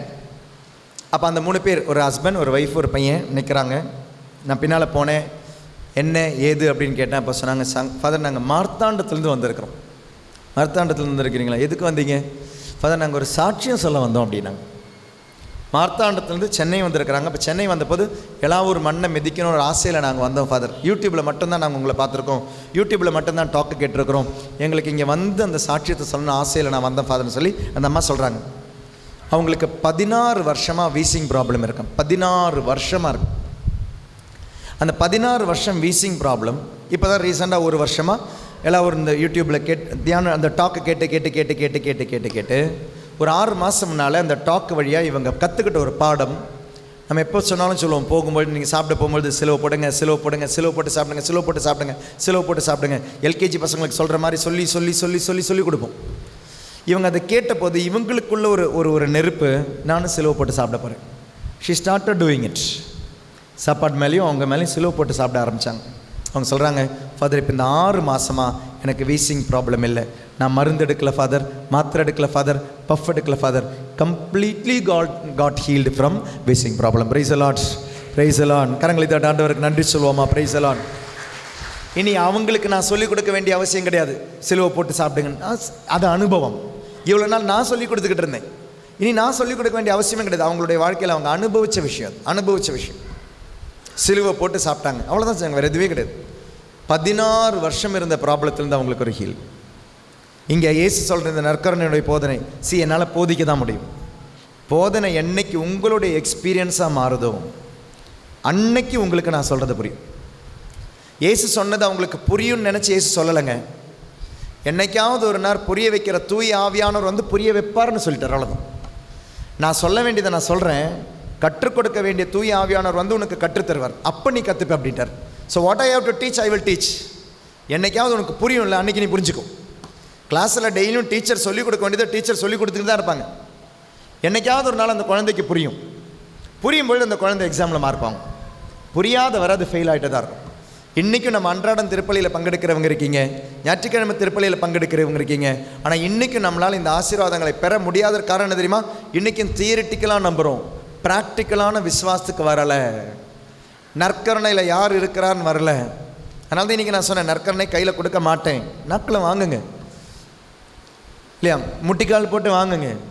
இருக்கிறவ யாருன்னு தெரிஞ்சால் தானாக ஆராதனை வருங்க. நற்கருணை வாங்க வரும்பொழுது முக்காடு போட்டு வாங்கன்னு சொல்ல வேண்டிய அவசியம் கிடையாது. நற்கருணை வாங்க வரும்போது நீங்கள் தானாக முக்காடு போட்டு வருவீங்க. ஏன் இந்த கோயில் இந்த பக்கம் அந்த பக்கம்லாம் போகும்போது தானாக நம்ம என்ன செய்வோம், நம்ம வணங்கும் போது யாரோ அதுக்குள்ளே இருக்கிறாங்க, புரிஞ்சால் தெரிஞ்சால் தானாக வணங்கும், தானாக தலைக்கீழ் போகும். இங்கிருந்து வரணும் விசுவாசம். நான் சொல்கிறதுலேருந்து கிடையாது, நான் சொல்கிறது வந்து உங்களுக்கு ஒரு help. It can only help you. ஏசு இவ்வளோ சொல்லிக் கொடுக்கும்பொழுது கடைசியில் அந்த சீடர்கள் கூட முணுமுணுத்தாங்க பாருங்க. ரொம்ப வேதனையான விஷயம் இல்லையா? சீடர்களுடைய முணுமுணுப்பு. இயேசு கப்பர்நாகுமிலுள்ள தொழுகை கூடத்தில் இவ்வாறு கற்பித்தார். அவருடைய சீடர் பல இதை கேட்டு இதை ஏற்றுக்கொள்வது மிக கடினம். 15,000 பேர் சொல்லியிருந்தா கொஞ்சம் கூட தாங்கியிருக்குங்க. இந்த 100 பேர் சொல்கிறாங்க, இட்ஸ் வெரி ஹார்டு, ரொம்ப hard father. Praise the Lord. Alleluia. எனக்கு ஜோக் சொல்ல தெரியாது, நான் சாதாரணமாக அதனால் என்னுடைய டீச்சிங்கெல்லாம் ஹார்டாக தான் இருக்கும். Price the Lord. ஏன்னா பைபிளை கற்றுக் கொடுக்குறது அவ்வளோ ஈஸி கிடையாது. ட்ரினிட்டியை பற்றி கற்றுக் கொடுக்குறதா இருக்கலாம், நற்கருணை பற்றி கற்றுக் கொடுக்குறதா இருக்கலாம், திருப்பலியை பற்றி கற்றுக் கொடுப்பதாக இருக்கலாம். It is not easy. ஆனால் இதுதான் இங்கே சுற்றி உடையிற மாதிரி உடைக்கும் நம்மளை. இதுதான் உடைக்கும். இது இது இந்த டீச்சிங் நமக்கு ஒரு தப்பான அறிவு. இந்த ஏவாளை ரொம்ப ஈஸியாக பிசாஸ் கையில் எடுக்க என்ன தெரியுமா காரணம்? தப்பான ஒரு அறிவை உள்ளே போட்டுட்டான். தப்பான அறிவை உள்ளிருந்து எடுக்கிறது அவ்வளோ ஈஸி கிடையாது இல்லையா? உங்களுடைய ஒரு பையன், உங்களுடைய பொண்ணு சில விஷயங்களை இன்றைக்கி தப்பாக நம்பிக்கிட்டு இருக்கிறாங்க. எவ்வளோ கஷ்டப்படுறீங்க, அவங்ககிட்ட இருந்து போராடிக்கிட்டு இருக்கிறீங்க. ஏன்னா தப்பான விஷயத்தை கற்றுக்கிட்டாங்க. இப்போ ஒரு பாட்டை நீங்கள் தப்பாக கற்றுக்கிட்டிங்கன்னா அப்புறம் ரொம்ப கஷ்டங்க. ஒன்றுலாம் கற்றுக்கணும். ஒழுங்காக கற்றுக்காமல் நீங்கள் தப்பாக கற்றுக்கிட்டீங்கன்னு வச்சுக்கோங்களேன், அதை மாற்றி புதுசாக கற்றுக் கொடுக்கறது கஷ்டம். பாட்டே தெரியாதவங்களுக்கு புதுசாக கற்றுக் கொடுத்துடலாம். ஆனால் பாட்டை தப்பாக கற்றுக்கிட்டவங்களுக்கு புதுசாக சொல்லிக் கொடுக்க கஷ்டம். ஏன்னா தப்பாக கற்று வச்சுருக்கிறீங்க already. Praise the Lord. Alleluia. ஏன்னா நம்ம ஒரு தடவை ஒரு பாட்டு, நம்மளுடைய ஒரு பாட்டு ஆபான்ற ஒரு பாட்டு கேட்டிருப்பீங்க யூடியூப்பில். அது நான் ஒரு இடத்துல போன பொழுது அவங்க அது தப்பாகவே பாடிக்கிட்டு இருக்கிறாங்க. இத்தனைக்கு யூடியூப்பில் இருக்குது. அது தப்பாக பாடிக்கிட்டு இருக்கிறாங்க. தப்பாக பாடினவங்களுக்கு அதனுடைய சரி டியூனை கற்றுக் கொடுக்கறது கஷ்டம். ஏன்னா எவ்வளோ தான் அவங்க கற்றுக்கிட்டாலும் நான் போன பிறகு அவங்க தப்பான டியூனை தான் பாடுவாங்க. ஏன்னா கற்றுக்க வச்சுக்கிட்டு தப்பானதை கற்று வச்சுக்கிறாங்க. So it is very difficult to unlearn a thing. It is easy to learn a thing, new thing, but it is difficult to unlearn and relearn. Price the Lord. 2 + 3 = 6 அப்படின்னு ஒரு எல்கேஜி பையன் கற்று வச்சுக்கிட்டான்னு வச்சுக்கோங்களேன், அவங்ககிட்ட 2 + 3 = 5 அப்படின்னு கற்றுக் கொடுக்குறது ரொம்ப கஷ்டம். ஏன்? எங்கள் டீச்சர் சொல்லியிருக்கிறாங்க 2 + 3 = 6. எல்கேஜி பசங்களுக்கு டீச்சர் தான் தெய்வம், அம்மா கிடையாது. டீச்சர் ஒரு விஷயம் சொல்லி கொடுத்துட்டாங்க அப்படின்னா 2 + 3 = 6 தான் அவனுக்கு. ஏன்? ஏன்னா என்னுடைய தெய்வம் சொல்லியிருக்கு 2 + 3 = 6. அது அவனுக்கு மாற்றி கொடுக்குறது அப்படின்றது கஷ்டம். 2 + 3 = 5 கூட சொல்லி கொடுத்துடலாம். இங்கே சொல்கிறாங்க பாருங்க, கடினம். இயேசு இமோஷனலாலாம் பேச மாட்டார். வெட்டு 1 துண்டு 2, இப்படி அப்படி குழஞ்சி. இன்னும் எங்களுக்கு ஒரு ஃபாதர் இருக்கிறார், அவருடைய பேர் வந்து ஃபாதர் மைக்கேல் பனச்சிக்கல். மலையாளத்திலலாம் நல்ல பாட்டெல்லாம் எழுதியிருக்கிறார் அந்த ஃபாதர். அந்த ஃபாதர் ஒரு முறை குருக்களுடைய தியானத்துக்கு போனார். அந்த குருக்களுடைய தியானத்துக்கு போன பொழுது கவுன்சிலிங்கு போயிருக்கிறார். கவுன்சிலிங் எடுத்தது வந்து ஒரு அருட்சகோதரி. அப்போ அந்த அருட்சகோதரி ஃபாதருக்கு கவுன்சிலிங் கொடுத்து she also has that visions. அப்போ ஃபாதர்கிட்ட பேசிக்கிட்டே இருக்கும்போது ஃபாதர்கிட்ட சொன்னாங்க, ஃபாதர் நீங்கள் ஒரு 3 நிமிஷம் பிரசங்கம் எங்கேயோ சொல்லியிருக்கீங்க ஃபாதர், அந்த 3 நிமிஷம் பிரசங்கம் விண்ணகமே அவ்வளோ சந்தோஷமாக இருந்திருக்கு ஃபாதர் அப்படின்னு இருக்கிறாங்க. The whole heaven was rejoicing when you preached that 3 minutes preaching. அப்போ ஃபாதர் சொன்னார், ஆமாம், நான் வெளிநாட்டுக்கு ஒரு தடவை போன பொழுது எனக்கு ப்ரீச்சிங் கொடுத்துருந்தாங்க, நான் ஒரு 3 நிமிஷம் ப்ரீச்சிங் கொடுத்தேன், அதுவா அப்படின்னார். அப்போ சிஸ்டர் திரும்பவும் ப்ரேயர் பண்ணிட்டு சொன்னாங்க, இல்லை ஃபாதர், நீங்கள் கேரளாவிலே ஒரு வாட்டி நீங்கள் கொடுத்த ஒரு ப்ரீச்சிங் அது வந்து விண்ணகமே அவ்வளோ என்ஜாய் பண்ணியிருக்கு அப்படின்னாங்க. அப்போ ஃபாதருக்கு ஞாபகம் இல்லைண்ணே 3 நிமிஷம் பிரசங்கமா, ஏன்னா ஒரு அரை மணி நேரம் இந்த மாதிரி 1 மணி நேரம்லாம் பிரசங்கம் வைக்கிற ஃபாதர். அப்போ ஃபாதர் சொன்னார் எது. அப்போ சிஸ்டர் அதுக்கு ஒரு அடையாளம் சொன்னாங்க. ஃபாதர் அதுக்கு ஒரு ஆண்டவர் ஒரு அடையாளம் காமிக்கிறாரு, நீங்கள் அந்த பிரசங்கம் வச்சு முடித்த பிறகு அங்கே பெரிய கலவரமே நடந்துச்சு அப்படின்னாங்க. அது அப்போ ஃபாதருக்கு புரிஞ்சிச்சு, அதுவா ஞாபகம் இருக்குது அப்படின்னாங்க. அது நான் பிரசங்கம் வைக்க போகலை சிஸ்டர், ஆக்சுவலி நான் வந்து அங்கே ஒரு ப்ரோக்ராம் நடந்தது, அந்த ப்ரோக்ராமுக்கு நான் பார்வையாளராக போனேன். அந்த ப்ரோக்ராமினுடைய பேர் என்ன தெரியுமா? Inter religious dialogue. மத நல்லிணக்க குரூப்னுலாம் சொல்லி சில விஷயம், மத நல்லிணக்க பல்சமய உரையாடல். அப்போ மத நல்லிணக்கத்துக்காக பல்சமய உரையாடுறவங்க அப்போ எல்லாம் ஒன்றா வந்த ஒரு குரூப் அது. அந்த டைமில் நான் அதில் பங்கெடுக்க என்ன தான் சொல்கிறாங்களேன்னு கேட்க போனேன் சிஸ்டர் நான். அப்போ ஃபஸ்ட்டு ஒரு இந்து சகோதரர் வந்தார், அவர் சனாதன தர்மத்தை பற்றியெல்லாம் அழகாக சொன்னார். அவருடைய வேலையை அழகாக செஞ்சார். Perfectly has done it, super. அடுத்த ஒரு இஸ்லாமிய சகோதரர் வந்தார், அவருடைய வேலையை பர்ஃபெக்டாக பண்ணார். இயேசு வந்து கடவுளெல்லாம் கிடையாது, இயேசு வந்து ஈசா நபி தான், இயேசு வந்து கடவுள் கிடையாது, அவர் ஒரு ப்ராஃபெட் தான், இறைவாக்கினர் தான் அப்படின்னு சொல்லி அந்த பொய்யை வந்து அவர் அழகாக ஸ்தாபிச்சுட்டு அவரும் போயிட்டார். அவருடைய வேலையை அவர் கரெக்டாக செஞ்சார். நம்ம கிறிஸ்தவங்க தான் இங்கேயும் தொடாமல் அங்கேயும் தொடாமல் சொல்லுவோம் இல்லையா? நமக்கு யாரையுமே காயப்படுத்தக்கூடாது. நமக்கு நம்பிக்கை இருந்தால் தானே நம்ம வாய் திறந்து ஆண்டவர் இயேசுவே ஆண்டவர் சொல்லுவோம். நமக்கு தான் அது ஆழமான நம்பிக்கை கிடையாது. அடுத்த வந்தவர், கிறிஸ்தவத்தை பற்றி சொல்ல வந்தவர், யாரையுமே காயப்படுத்தாமல் எங்கேயுமே தொட்டு தொடாமல், கேட்டவங்களுக்கு இயேசு ஆண்டவரா இல்லையான்னு கூட புரியாது, அப்படி சொல்லிடுவோம். இதுதான் இந்த நல்லிணக்கத்தில் கிறிஸ்தவர்கள் தான் நம்ம ஆண்டவரை விட்டு கொடுத்துருவோம். we don't even open our mouth to say that Jesus is the only savior and Lord. வாய் திறக்க மாட்டோம். ஏன்னா அது சொல்கிறது கடினம். ஐயோ மற்றவங்களை காயப்படுத்திடுவோமோ. உண்மை சில டைம் காயப்படுத்துங்க. உண்மையால் காயப்பட்டால் நல்லது தான். அதனால் உண்மையை இவர் அங்கேயும் தொடாமல் இங்கேயும் தொடாமல் சொன்னபோது இந்த ஃபாதர் மைக்கிளுக்கு கோவம் வந்துச்சு. பதில் சொல்லணும்னு ஆசையாக இருக்குது. ஆனால் இவர் ப்ரீச்சர் கிடையாது, இஸ் அ பார்ட்டிசிபெண்ட். கரெக்டாக அந்த டைமில் பாருங்களேன், தூய ஆவியானவர் மாடரேட்டர் வழியாக ஹெல்ப் பண்ணார். மாடரேட்டர் சொன்னார், இனி யாருக்காவது பேசணுமா அப்படின்னு கேட்டார். குரூப்பில் இருக்க பார்ட்டிசிபெண்ட்ஸ்க்கு யாராவது பேசணும்னு சொன்னார். ஃபஸ்ட்டு எழுந்தார் ஃபாதர். எழுந்துட்டு ஒரு 3 நிமிஷம் அவர் சொன்னார், இந்து சகோதரர் அவருடைய வேலை அழகாக செஞ்சார், சூப்பர். இஸ்லாமிய சகோதரர் அவருடைய வேலை அழகாக செஞ்சார், சூப்பர். ஆனால் அந்த கிறிஸ்தவ சகோதரர் எல்லாத்தையும் போய் சொல்லிட்டார் அப்படின்ட்டார். இயேசு ஒருவரே ஆண்டவர். இஸ்லாமிய சகோதரர்கள் வேணால் இயேசுவை நபின்னு சொல்லலாம், இறைவாக்கின்னு சொல்லலாம். ஆனால் அதற்கு பிறகு வந்த நபிகள் நாயகம் தான் உண்மையை சொன்னார்னு சொல்லலாம். ஆனால் இந்த ஃபாதர் ஒரு வார்த்தை சொன்னார், என்ன தெரியுமா? நபிகள் நாயகம் என்பவர் ஒரு இறைவாக்கினர் மட்டுமே. இறைவாக்கினர் இறைவனை பற்றி பேசுவதும் இறைமகன் இறைவனை பற்றி பேசுவதிலும் வித்தியாசம் இருக்குது அப்படின்ட்டார்.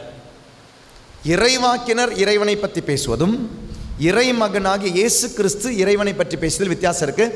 இயேசு இறைவனே ஆண்டவரே அப்படின்றத எம்ஃபாட்டிக்காக சொல்லிட்டு வந்துட்டார். இவர் சொன்ன உடனே அங்கே ஒரு கலவரம் நடந்துச்சு. ஏன்னா மாடரேட்டர் உடனே வந்தாரோ, இது மத கலவரம் அப்படின்ட்டார். ஃபாதர் நீ என்ன வேணாலும் செஞ்சுட்டு போ, நான் சொல்ல வேண்டியதை சொல்லிட்டேன் அப்படின்ட்டார்.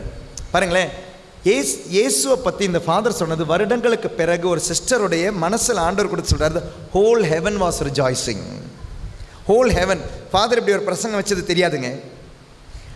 இந்த ஒரு உண்மையை ஹெவன் முழுக்க சொல்லுது பாருங்களேன், அது உண்மை என்பது. இந்த சிஸ்டர் இந்த ஃபாதர் அவங்களுக்கு பழக்கமே கிடையாது. ஆனால் அந்த விஷயம் அந்த சிஸ்டர் சொல்கிறாங்க, நீங்கள் வச்ச அந்த 3 நிமிஷம் பிரசங்கம், அந்த whole heaven was rejoicing. What was that பிரசங்கம்? Jesus is only Lord and saviour. கடினமானதுங்க, அது கடினமானது. சாஃப்ட் ஸ்போக்கன் கிடையாது, பட்டர் யாரையுமே பொடி போட்டதெல்லாம் கிடையாது. உண்மையை சொல்லும்போது வலிக்கும். ஏசு உண்மையை சொன்னார், வலிச்சது. நீங்கள் சொல்கிற அந்த பேச்சு ரொம்ப கடினமாக இருக்குது ஃபாதர், நீங்கள் சொல்கிற அந்த பேச்சு கடினமாக இருக்குது ஆண்டவரேன்னு சொல்லிட்டு என்ன பண்ணாங்க? முணுமுணுத்தார்கள் என்று பேசிக்கொண்டார்கள். இது பற்றி தம் சீடர் முணுமுணுப்பதை இயேசு உணர்ந்து அவர்களிடம், நீங்கள் நம்புவதற்கு இது தடையாயிருக்கிறதான்னு சொல்லி இயேசு சொல்கிறார், அப்படியானால் மானிட மகன் தாம் முன்பு இருந்த இடத்திற்கு ஏறி செல்வதை நீங்கள் கண்டால் அது உங்களுக்கு எப்படி இருக்கும்? வாழ்வு தருவது தூயாவியே, ஊனியல்பு ஒன்றுக்கு உதவாது. நாளைக்கு இதனுடைய எக்ஸ்டென்ஷன் நம்ம பார்ப்போம். நான் கூறிய வார்த்தைகள் வாழ்வு தரும் ஆவியை கொடுக்கின்றன, அப்படி இருந்தும் உங்களுள் சிலர் என்னை நம்பவில்லை என்றார். நம்பாதோர் யார் யார் என்பது, தம்மை காட்டிக் கொடுக்கிறவர் யார் என்பதும் இயேசுவுக்கு தொடக்கத்திலிருந்தே தெரிந்திருந்தது. மேலும் அவர், இதன் காரணமாகத்தான் என் தந்தை அருள் கூர்ந்தால் அன்றி யாரும் என்னிடம் வர இயலாது என்று உங்களுக்கு சொல்கிறேன் என்றார். அடுத்த செக்ஷன் ரொம்ப வேதனையான ஒரு வசனங்க. அது முடிஞ்ச நம்ம நற்கனை ஆராதனை கடந்து போவோம். ரொம்ப வேதனையான ஒரு வசனம், 66வது வசனம். அன்றே இயேசுவின் சீடருள் பலர் அவரை விட்டு விலகினர். அன்று முதல் அவர்கள் அவரோடு சேர்ந்து செல்லவில்லை.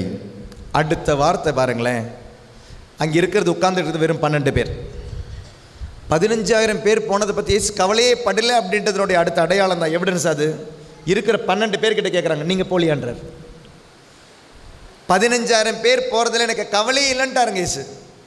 ஐ will not change my teaching, I will not water down my teaching. நான் தண்ணி சேர்க்க மாட்டேன் இதில் அப்படின்ட்டார். ஏன்னா அவ்வளோக்கு அவ்வளோ ஒரு உண்மையை நான் சொல்கிறேன், அது உனக்கு நிலை வாழ்வு தரும்னு நான் சொல்கிறேன். அதனால தான் நற்கரணை முன்னேறதுக்கு முன்னால் இன்றைக்கி நான் அதனால தான் அந்த சத்தமாக நான் சொன்னேன், கிறிஸ்துவின் திருவுடல் திரு ரத்தம் நம்மை காத்து நமக்கு நிலைவாழ்வு அளிப்பதாக நான் அவ்வளோ சத்தமாக சொன்னேன் நான் இன்றைக்கி. ஏனெனில் நற்கரணை நிலைவாழ்வு தரும் உணவு என்பதை நீங்கள் புரிஞ்சுக்கணும் அப்படின்றதுக்காக தான். நிலைவாழ்வு அப்படின்ற வார்த்தை திருப்பலியில் 5 தடவை வந்துக்கிட்டே இருக்கும். நிலைவாழ்வு நிலைவாழ்வு நிலைவாழ்வு நிலைவாழ்வு. இதை சொல்லும் பொழுது 15,000 பேர் போயிட்டாங்க. 15,000 பேர் போயிட்டாங்க. 12 பேர் உட்காந்துக்கிட்டு இருக்கிறாங்க. அவங்க கிட்ட கேட்குறாரு, நீ போகிறதுனா போ, எனக்கு பிரச்சனை இல்லைன்றார். I will not change my teaching because I am speaking truth. நானே உண்மை, அதனால் நான் மாற்றவே மாட்டேன், போகிறதுனா போ அப்படின்ட்டார். அப்போ பேதுரு சொல்கிற பதில் தாங்க அழகான பதில். என்ன சொன்னார்? ஆண்டவரே நாங்கள் யாரிடம் போவோம்? வார்த்தை உம்மிடம்தானே உள்ளன. நீரே கடவுளுக்கு அற்பமானவர் என்பதை நாங்கள் அறிந்து கொண்டோம், அதை நம்புகிறோம். நல்லா கவனிங்க. இயேசு இவ்வளோ நேரம் எதை பற்றி போதிச்சுட்டு இருந்தார்? நற்கருணை பற்றி. ஆனால் இங்கே பதில் பாருங்களேன், சம்பந்தமே இல்லாமல் வருது. சம்பந்தம் இல்லாமல் பதில் என்ன? ஆண்டவரே வாழ்வு தரும் வார்த்தைகள் உம்மிடமன்றோ உள்ளன. இயேசு இவ்வளோ நேரம் வச்ச போதனைக்கும் இதுக்கும் என்ன சம்பந்தம்? இயேசு நற்கருணை பற்றி போதிச்சுக்கிட்டு இருக்கிறாரு. ஆனால் இவர் வாழ்வு தரும் உணவு உங்ககிட்ட தானே இருக்குன்னு சொன்னால் ஓகே, புரியுது. வாழ்வு தரும் நற்கருணை நீதானே தரேன்னு சொன்னால் புரியும். நீங்கள் போலியான்னு கேட்கும்போது வாழ்வு தரும் வார்த்தைகள் உம்மிடமன்றோ உள்ளன அப்படின்றார். வார்த்தை மனு உருவாயிடுச்சு, அதான் இயேசு கிறிஸ்து, அதான் நற்கருணை, எல்லாம் ஒன்று. இந்த கான்டெக்ஸ்டில் சொல்லுங்கள், வாழ்வு தரும் வார்த்தைகள் உம்மிடமன்றோ. இது இன்னும் கேவலம் என்னன்னு தெரியுமா? இப்படி ஒரு பாட்டு இருக்கு இல்லையா, யாரிடம் செல்வோம் இறைவா. இந்த பாட்டு கேட்கணுன்னா யாராவது சாவணும். செத்தவனுக்கு மட்டும் பாடுற பாட்டாக மாறி போச்சு இந்த பாட்டு. சாவு பூசைக்கு பாடுற பாட்டாக மாறி போச்சு. யாரிடம், செத்தவருக்கு கேட்காது. பாட்டு வாழ்வை பற்றி, பாட்டு நற்கருணையை பற்றி, பாட்டு இறைவார்த்தையை பற்றி. ஆனால் பாடுறதை எப்போ தெரியுமா? யாராவது செத்துட்டா மட்டும் பாடும். எவ்வளோ கஷ்டமாக இருக்குது தெரியுமா? எவ்வளோ அழகான தியான பாடல், யாரிடம் செல்வோம் இறைவா அப்படின்ற பாட்டு. யாராவது நான் சாதாரணமாக ஏதாவது மரண வீட்டுக்கு இல்லை மரண பாட்டு பூசைக்கு போனால் மட்டும்தான் இப்போ அந்த பாட்டை கேட்கணும். நம்மளுடைய திருப்பலியிலலாம் இப்போ அந்த பாட்டையே கேட்குறதே கிடையாது. எவ்வளோ அழகான பாட்டு, யாரிடம் செல்வோம் இறைவா. நம்பிக்கை. சொல்லுங்கள், இந்த கான்டெக்ஸ்டில் இயேசு நற்கருணை பற்றி போதித்த பிறகு நீங்கள் போலியான்னு கேட்கும் பொழுது அவர் சொல்கிற பதில் பாருங்களேன், யாரிடம் செல்வோம், வாழ்வு தரும் வார்த்தைகள் உம்மிடம் அன்றோ உள்ளன. டைம் ஆனதுனால் நாளே சொல்லிடுறேன். இயேசுக்கிட்ட இவர் சொல்கிற அந்த தெரிஞ்சோ புரியாமல் சொல்கிறாருங்க. ஏன்னா அடுத்ததுலாம் உங்களுக்கு புரியும். அவர் என்ன சொல்கிறார் பாருங்களேன். அது கடைசியில் எப்படி அது முடிக்கிறாரு? நீரே கடவுளுக்கு அர்ப்பணமானவர் என்பதை நாங்கள் அறிந்து கொண்டோம், அதை நம்புகிறோம். ஆக்சுவலி அதனுடைய ஆர்டர் அது கிடையாது. ஏன் பைபிள் அடிக்கடி மாற்றிக்கிட்டே இருக்கிறாங்க அப்படின்ற பொழுது நீங்கள் நினைக்காதீங்க புது பைபிளை கொண்டு வரலங்க. பைபிள் டிரான்ஸ்லேஷன் பண்ணும்பொழுது சில டிரான்ஸ்லேஷன் க்ளோஸ் டு ஒரிஜினலாக இருக்கும். கிரேக்கத்தில் தான் இந்த எழுதியிருக்கிறாங்க பைபிள். அப்போ சில டிரான்ஸ்லேஷன் வந்து க்ளோஸ் டு ஒரிஜினலாக இருக்காது. அப்போ அந்த வார்த்தைகளை மாற்றுவாங்க, அந்த ஆர்டரை மாற்றுவாங்க. அதனால தான் 10 வருஷத்தில் ஒரு தடவை பைபிளை மாற்றலாம். இந்த சென்ஸ் பைபிளை மாற்றலை, கிரேக்க மொழியோட கொஞ்சம் கூட இணக்கமாக நெருக்கமாக கொண்டு வருவாங்க. அதனால் புது பைபிள் கிடையாதுங்க, புது மொழிபெயர்ப்பது. அதனால் தப்பாக புரிஞ்சிக்கூடாது. அப்போ இவ்வளோ நாள் அங்கே வாசித்த பைபிள் இல்லையா அப்படின்னு வாங்க சொல்லுவாங்க. இவ்வளோ நாள் வாசித்ததும் பைபிள் தான், ஆனால் அந்த மொழிபெயர்ப்பு என்பது it's not close to original. So it is getting close to original. இங்கே இது ஆக்சுவலி இது தப்பாக போட்டிருக்காங்க தமிழில். இதனுடைய மலையாளமும் இது இங்கிலீஷும் இருந்துச்சுன்னா உங்களுக்கு கரெக்டாக புரியும். கிரேக்கத்தில் அதனுடைய ஆர்டர் நாங்கள் அறிந்து கொண்டோம் நம்புகிறோம் என்று அல்ல. கிரேக்கத்தில் அதனுடைய ஆர்டர் என்ன தெரியுமா? நாங்கள் நம்புகிறோம் அறிந்து கொண்டோம். அதான் ஒரிஜினல். நீங்கள் கிரீக் பைபிள் இல்லையே ஃபாதர், நாங்கள் எப்படி நீங்கள் சொல்கிறது உண்மையான்னு எப்படி தெரியும்? நீங்கள் கூகுளில் அடித்து பார்த்தீங்கன்னா உங்களுக்கு கிரீக் பைபிள் கிடைக்கும். இந்த யோவான் நற்செய்தி 6வது அதிகாரம் அந்த வசனத்தை போட்டு பைபிள் இன்டர்லீனியர் அப்படி நீங்கள் போட்டிங்கன்னா இதனுடைய ஒரிஜினல் கிரீக் கிடைக்கும். இல்லைனா உங்களுக்கு இங்கிலீஷில் நீங்கள் திறந்து பாருங்கள். இல்லைனா நீங்கள் மலையாளத்தில் தெரிஞ்ச மலையாளம் பைபிள் தான் மலையாளத்தில் திறந்து பாருங்கள். அதனுடைய ஆர்டர் எப்படி தெரியுமா இருக்கும்? நம்புகிறேன், நம்பும் பொழுது அறிகிறேன். First I believe, then I come to know. It is not by knowing you believe. If you know, then you know not to believe. தெரிஞ்ச விஷயத்தை நம்ப வேண்டிய அவசியம் கிடையாது. இங்கே வர்கீஸ் ஃபாதர் நிற்கிறார் அப்படின்னு நீங்கள் நம்ப வேண்டிய அவசியம் கிடையாது. நீங்கள் பார்த்துக்கிட்டு இருக்கிறீங்க. தெரிஞ்ச விஷயத்தை நம்ப வேண்டாம். நீங்கள் ஒரு விஷயத்தை நம்பும் பொழுது ஆண்டவர் அறிவை தந்துக்கிட்டு இருக்கிறார். திருத்தத்தை பற்றி தெரிஞ்சுக்கிட்டு நம்பினீங்களா, நம்பிட்டு தெரிஞ்சுக்கிறீங்களா? நம்பிட்டு தெரிஞ்சுக்கிறோம். மெதுவாக தெரியும். We first believe, then we come to know. அன்னை மரியாள் கன்னியாக இருந்தால் கன்னி கருவுற்றாள். நம்பிக்கையா அறிவா? நம்பிக்கை. நம்பும் பொழுது அறிகிறோம். நிறைய விஷயங்கள் அப்படி. ஆண்டவர் விண்ணேர் படைந்தார். நம்புகிறோமா அறிந்தோமா? நம்புகிறோம். நீங்கள் இறந்த பிறகு உங்களுக்கு மறுவாழ்வு உண்டு, நிலைவாழ்வு உண்டு. There is life after death. நம்பிக்கையா அறிவா? அப்போ நிறைய விஷயம் நம்ம நம்புகிறோம், அறிகிறோம். இப்போ இங்கே இவர் என்ன தெரியுமா சொல்கிறாரு? நான் நம்புகிறேன், நான் அறிந்து கொண்டேன். எதை நம்புகிறேன்? ஆண்டவரே, இவ்வளோ நேரம் நீ பேசின வார்த்தைகள் இருக்கே, நம்பாமல் போன 15,000 பேர் இருக்காங்களே, நான் நம்புகிறேன். நம்ம ஃபஸ்ட்டு ஆரம்பித்த கேள்வி உங்களுக்கு ஞாபகம் இருந்தால் இந்த பதிலோட கனெக்ஷன் இருக்குது. கேள்வி என்ன? கடவுளுக்கு ஏற்ற செயல் என்ன? அவர் அனுப்பியவரை நம்புவதே. நான் என்னன்னு சொன்னேன்? அவர் சொல்வதை நம்புவது. கடைசியில் பேதுரு எப்படி முடிக்கிறார் பாருங்க. ஆண்டவரே, வாழ்வு தரும் வார்த்தைகள், நம்பிக்கையான வார்த்தைகள் உம்மிடம் அன்றோ உள்ளன. So I believe in you. That means I believe the words you say. வாழ்வு தரும் வார்த்தையான உன்னை நம்புகிறேன், நீ நற்கருணையை பற்றி சொன்னதை நம்புகிறேன். இனி இதில் நான் என்னெல்லாம் தெரிஞ்சுக்கணும் நீ கற்றுக் கொடு. ஃபஸ்ட்டு வர்றது நம்பிக்கை. அது தெரிஞ்சோ தெரியாமலோ தூய ஆவியனுடைய வல்லமையால் அந்த மனுஷன் சொன்னார், வாழ்வு தரும் வார்த்தை. இவ்வளோ நேரம் நீ பேசின வார்த்தை 15,000 பேர் உன்னை தூக்கி எறிஞ்சிட்டு போயிட்டாங்க, 100 பேர் உன்னை தூக்கி எறிஞ்சிட்டு போயிட்டாங்க. ஆனால் நான் இங்கே உட்கார்றாண்டவரே, நான் நம்புகிறேன், நீ சொன்னதை நம்புகிறேன். நற்கருணையை நம்பினவர் பேதுரு. திருச்சபையினுடைய முதல் போப்பாண்டவர், இயேசு நியமித்த போப்பாண்டவர் நம்பினார். இயேசு சொன்ன அந்த இறை வார்த்தை, நற்கருணை பற்றி சொன்னது. Price the Lord. அல்லேலூயா. யூதாஸ் பிசாசாக காரணம் என்ன தெரியுமா? நம்பவில்லை. அவன் நம்பவில்லை. அதனால தான் என்னமோ ஆண்டவர் நற்கருணையை நிறுவிய பொழுது அந்த முதல் நற்கருணை அவனுக்கு கொடுத்தார். அப்படியாவது நீ நம்புவியா? அப்போ அவன் கைவிட்டுட்டாங்க. நம்பிக்கை இல்லாததுனால தான் நற்கருணை வாங்கியும் அவனுக்குள் பிசாசு போக காரணம். நம்பிக்கை இல்லாமல் நற்கருணை வாங்கும் பொழுது, நம்பிக்கை இல்லாதவர்களைப் போல் அடையாளத்தில் நீங்கள் வந்து நற்கருணை வாங்கும் பொழுது, சிலவங்களாம் நற்கருணை வாங்குறத பார்த்தா அவ்வளோ கஷ்டமாக இருக்குது. எப்படி தெரியுமா? அப்படியே இந்த ஸ்பைடர்மேன் நிற்கிற மாதிரி நிற்பாங்க. அப்படியே இங்கே 2 பேர் நிற்பாங்க, அவங்களுக்கு பின்னால் 2 பேர் நிற்பாங்க. டைம் இல்லை வாங்கிறதுக்கு, இப்படி நிற்பாங்க. அப்படியே வாங்கிட்டு இந்த அப்படியே வாயில் இப்படி போட்டு போயிடுவாங்க.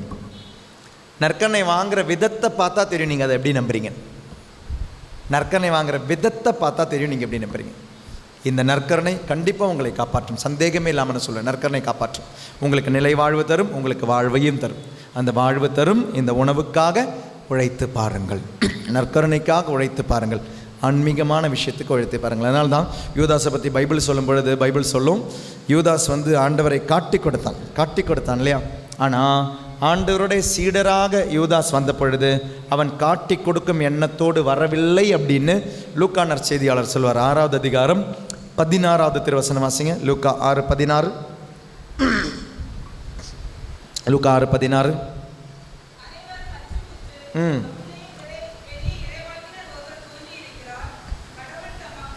லூக்கா 6:16.